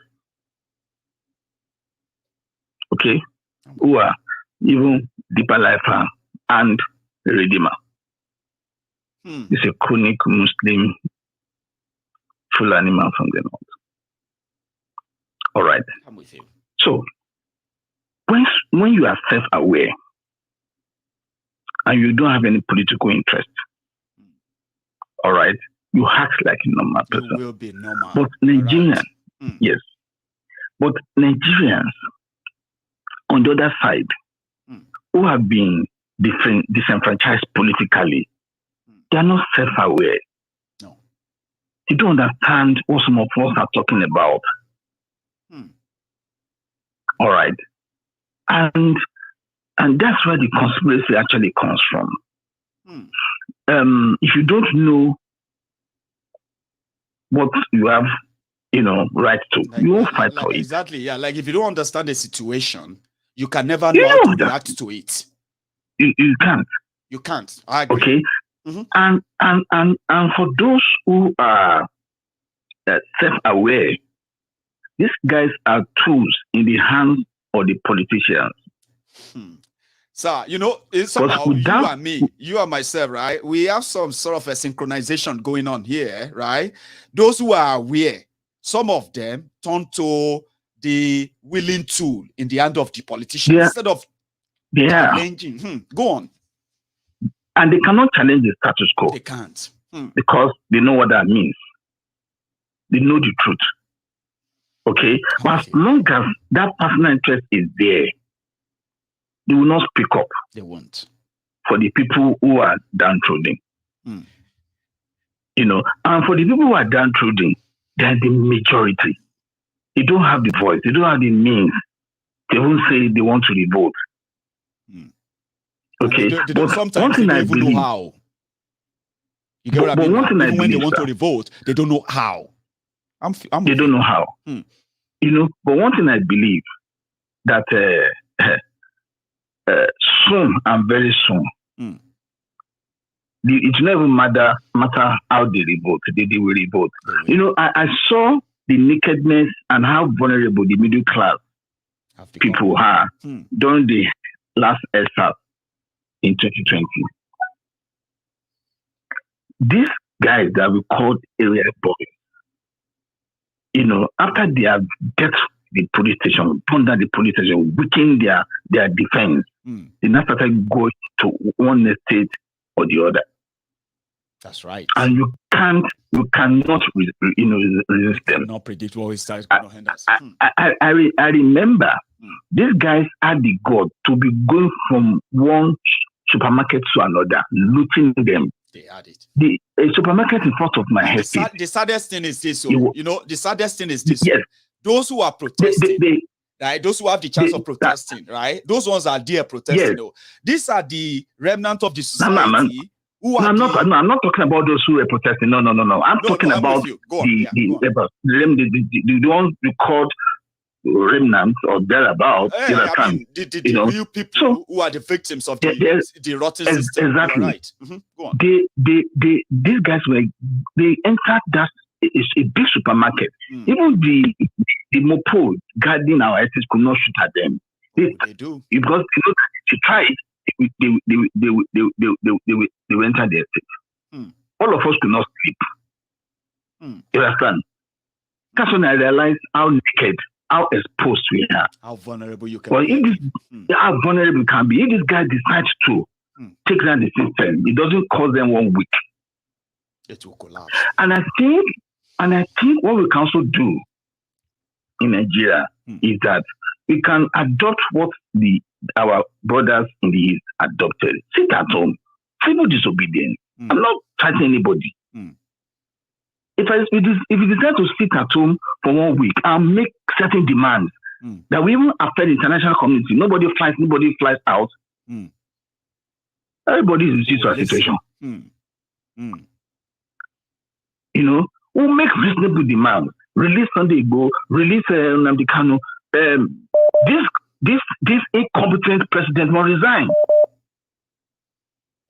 You know, change the constitution. Let's be articulate in our demand. Sit at home. Be articulate on what we want and go for it until you have it. I'm with you, sir. Go on. Exactly. You know, if we are able to achieve that 1 week straight, we can plan for it 1 week. They think it's a joke. You know, but that people get used to it. Interesting. I can feel it. It's even too far. It's too far. It's too far. Because we cannot build, we cannot cross the same bridge and still be beaten by the same crocodile of a so-called constitution every 4 years. And so people are just taking us for a ride. Brian is not more intelligent than I am. No. He's not more educated than I am. No.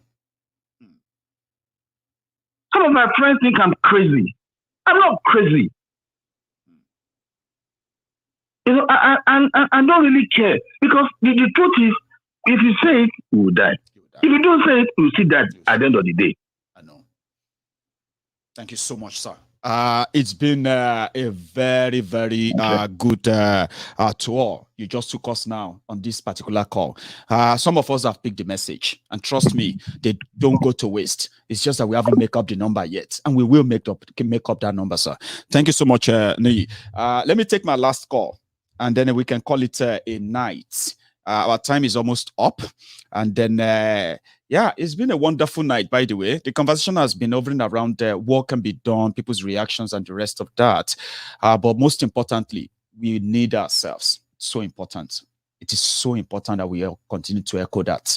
The reason is because we don't have anything but ourselves. We can't tear ourselves apart. We can't tear ourselves down. We can't glorify breaking the same house that many people have been killed for. So this unity, preaching, all of that, drop your ego, drop your own whatever things that makes you feel so, kind of insulted or offended in a way.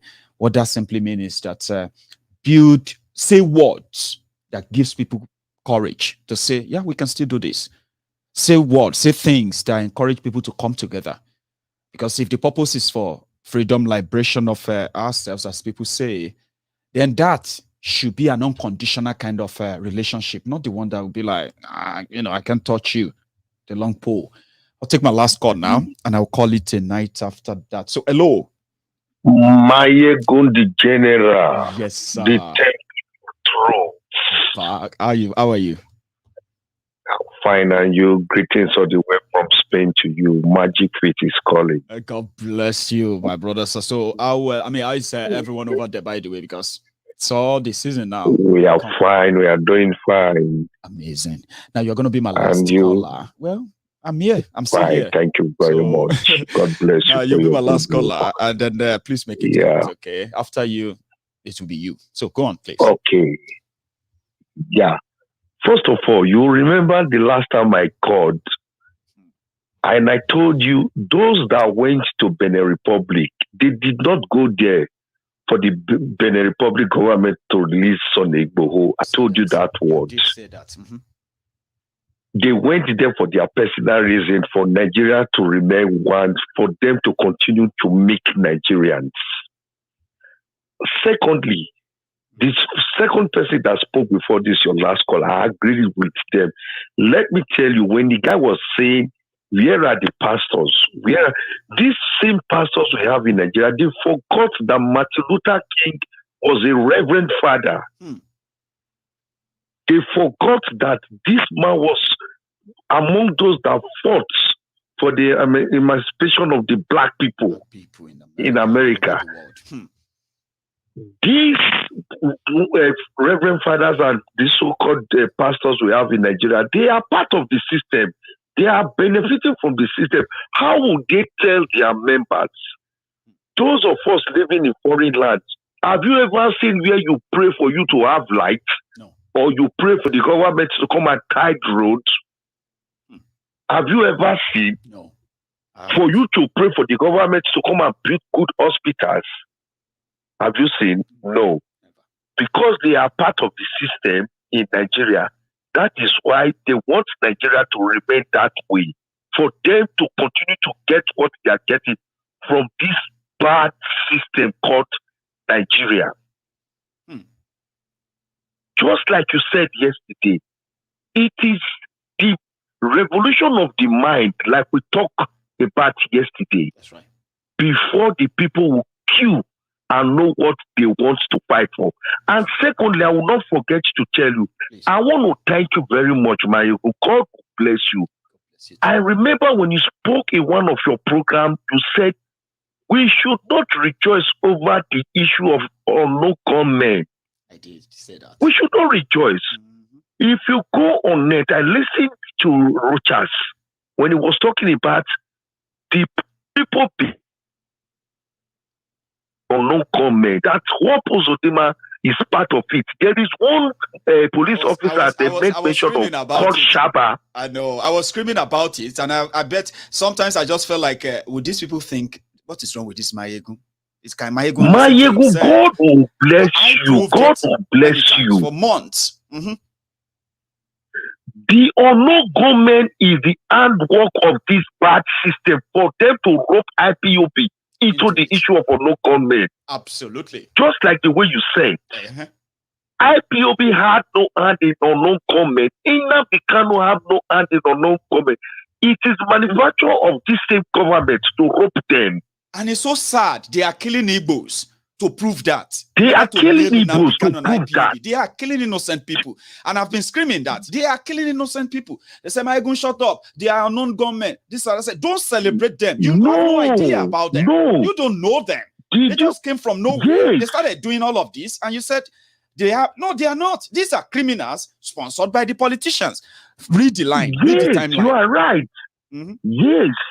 Like what you said, before Hope Uzodinma came to power, there was nothing like unknown gunmen. You said it. No. There was nothing like that. I remember Rocha said there is this 150 dead bodies in the mortuary that one reverend father is crying over. That these unknown gunmen led by this Shaba killed. They are just killing young Igbo men, tagging them as IPOB members. Exactly. They are not. They hunt them down, they kill them. The ones they can't kill, they give them to the police. Police will display them. They will say, we capture this unknown gun IPOB member. And you know one thing is this, it is not even everybody in Eastern Nigeria is a member of IPOB. Yes, there might be people who actually they go along with Biafra struggle, but they are not IPOB. But they will just pick people on the street like this. They will do all those police raiding, right? Shoot those they will shoot. Take pictures of those, they will take their pictures. After all those things, innocent people, they just deport them to Niger State, send them to Suleja, send them to Nasarawa prison, send them to here, forget them there. How can they be that cruel? Well, many people don't know the cruelty of this crime, and I can't stop shouting about it, even if I continue to sound like a madman to them. No. God will bless you, Maiyegun. God will just bless you. God will give you more wisdom. It is wisdom. Amen. And whenever I go back to your old video, those who could not listen to your video, they should always go back to your old video and play it. That is where I'm getting most of my information. I normally go back and play it and just look at the straight line. Maiyegun said this, and this one is coming out. It's not hard. It is the handwork of this bad government. It's them. So God bless you, my brother. We will get there and we will fight and bring down this system. God bless you. God bless you. We will get there. You know, prosperous new year ahead. The truth doesn't need any patching. Yeah. You know, one thing is this. You know, when you are saying the truth, right? When you are saying the truth, you don't need to remember anything. That's one thing my grandfather taught me. He said, because I'm always somebody who wants to lie his way out of a beating. Old man I was so afraid of so much, yeah? And when he calls me, did you do this and that? Then I will begin to look for, you know, lies to deviate. Excuses, yes. And you know what he told me? He said, telling many lies will not save you. And when you say the truth, you don't have to remember anything. Since that time, I realized that I can speak my mind the same way I spoke it 7 years ago. It's the same way you will check me reading or talking again today. Yeah. Because I don't have to remember what I said 7 years ago if it was true. You just mentioned part of them now. So thank you for your you know, God for your bless sincerity. You, my brother. I appreciate you.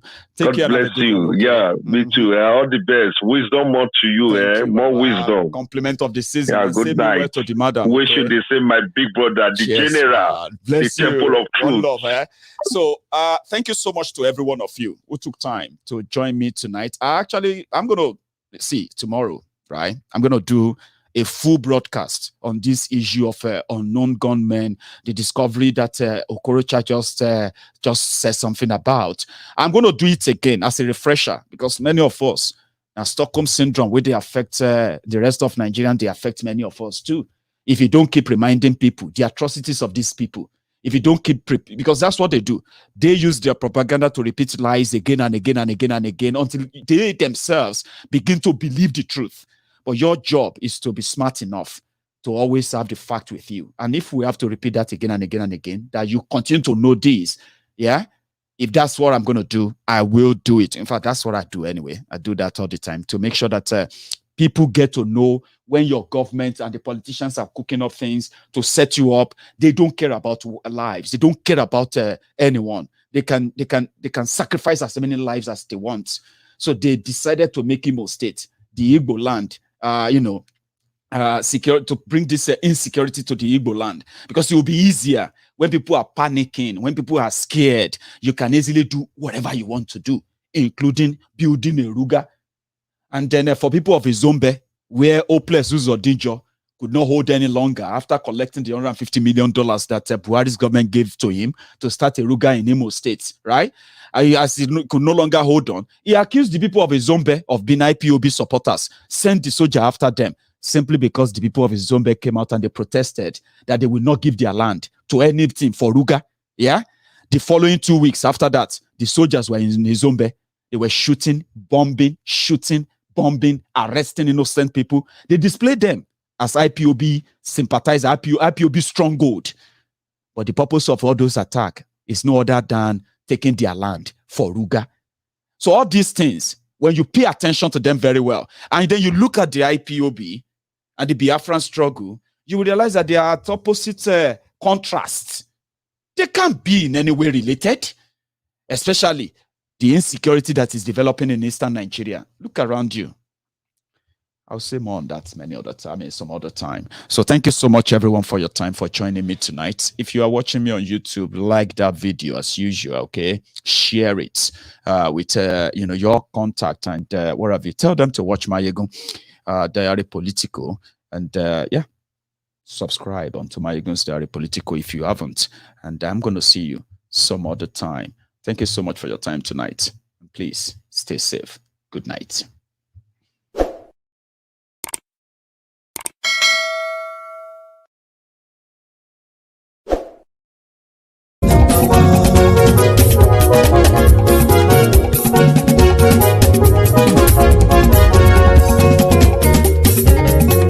Àní ẹ̀sùn ràkì. Maiyegun ti dé. Maiyegun ti dé. Ọ̀jẹ̀lú ẹ̀sùn ràkì. Maiyegun ti dé. Àní ẹ̀sùn ràkì. Maiyegun ti dé. Lórí Facebook. Maiyegun ti dé. Àní ẹ̀sùn ràkì.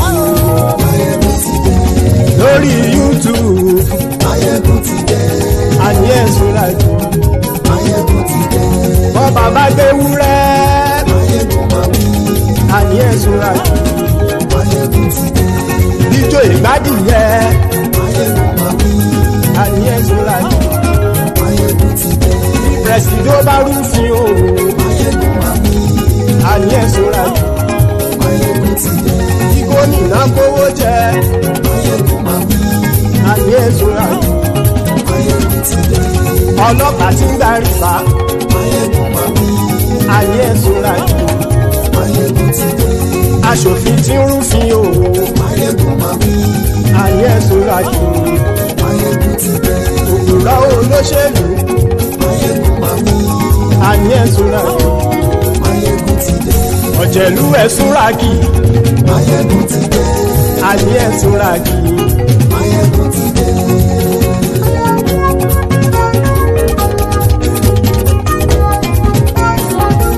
Maiyegun ti dé gbogbo ọ̀jẹ̀lú ẹ̀ súnra kì Maiyegun ti dé gbogbo ọ̀jẹ̀lú ẹ̀ súnra kì ṣùgbọ́n ní bá ti ṣe èyí tó yẹ kí wọ́n ṣe ọmọ bá dèrò ní fi wọ́n níran o. Maiyegun ti dé gbogbo ọ̀jẹ̀lú ẹ̀ súnra kì. Maiyegun ti dé gbogbo ọ̀jẹ̀lú ẹ̀ súnra kì. ṣùgbọ́n ní bá ti ṣe èyí tó yẹ kí wọ́n ṣe ọmọ bá dèrò ní fi wọ́n níran. Wọ́n fowó bẹ́ẹ̀ o Maiyegun ó sọ pé wọ́n ò bẹ́ẹ̀ wọ́n fowó bẹ́ẹ̀ Maiyegun ó sọ pé wọ́n ò bẹ́ẹ̀ oníkanṣá ti ṣe èyí tó yẹ kí wọ́n ṣe fáwọn ará ìlú tó gbé wọn débẹ̀ o àyè. Maiyegun ti dé gbogbo ọ̀jẹ̀lú ẹ̀ súnra kì. Maiyegun ti dé gbogbo ọ̀jẹ̀lú ẹ̀ súnra kì. ṣùgbọ́n ní bá ti ṣe yìí tó yẹ kí wọ́n ṣe ọmọ bá dẹ́rọ̀ ò ní fi wọ́n níran. Ha! Kì máa yí ṣe eré ọ̀rọ̀ yìí kì í ṣe ẹ̀fẹ̀.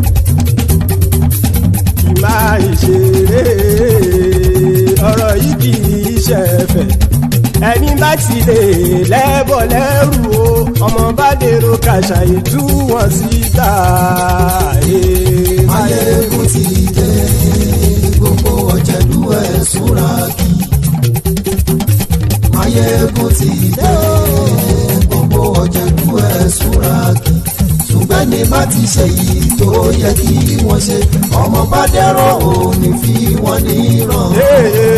Tẹnitẹni ọmọ Maiyegun ọ̀rẹ́ ara ìlú mọ̀mọ́ ni mo fọlọ́run sọ ẹ̀ bá kìlẹ́bù lóòótọ́ olódodo ìlú ọ̀tá ìlú mọ̀mọ́ ni ìwọ ṣá máa ń ṣọ́ra kò sì mọ́ bẹ̀rù bọ́tà ń lé ibo níṣègùn lé káwọn mọ̀mọ́ fi ṣera wọn ni ó ti dẹrùn tí wọn ò gbọ́dọ̀ sì mọ́ bẹ̀. èèpo ọ̀gọ̀ lọmọ bá dérò tàjẹ́ ò gbọ́dọ̀ jẹ́ ó ti jọba lórí àbínú ẹni kò sì mọ́ fòyà àìsíwọ́lu ní ẹnìkẹ́ ìgbódì ẹyin lábàrá o ó kó ẹni tó bá dán wò á kàmù. Maiyegun ti dé gbogbo ọ̀jẹ̀lú ẹ̀ túnra kì. Maiyegun ti dé gbogbo ọ̀jẹ̀lú ẹ̀ túnra kì o. Ẹ̀yin bá ti ṣe yìí tó yẹ kí wọ́n ṣe ọmọ bá dèrò òní fi wọ́n níran o. Maiyegun ti dé gbogbo ọ̀jẹ̀lú ẹ̀ súnra kì. Maiyegun ti dé gbogbo ọ̀jẹ̀lú ẹ̀ súnra kì. ṣùgbọ́n ní bá ti ṣe yìí tó yẹ kí wọ́n ṣe ọmọ bá dẹ́rọ̀ ò ní fi wọ́n níran.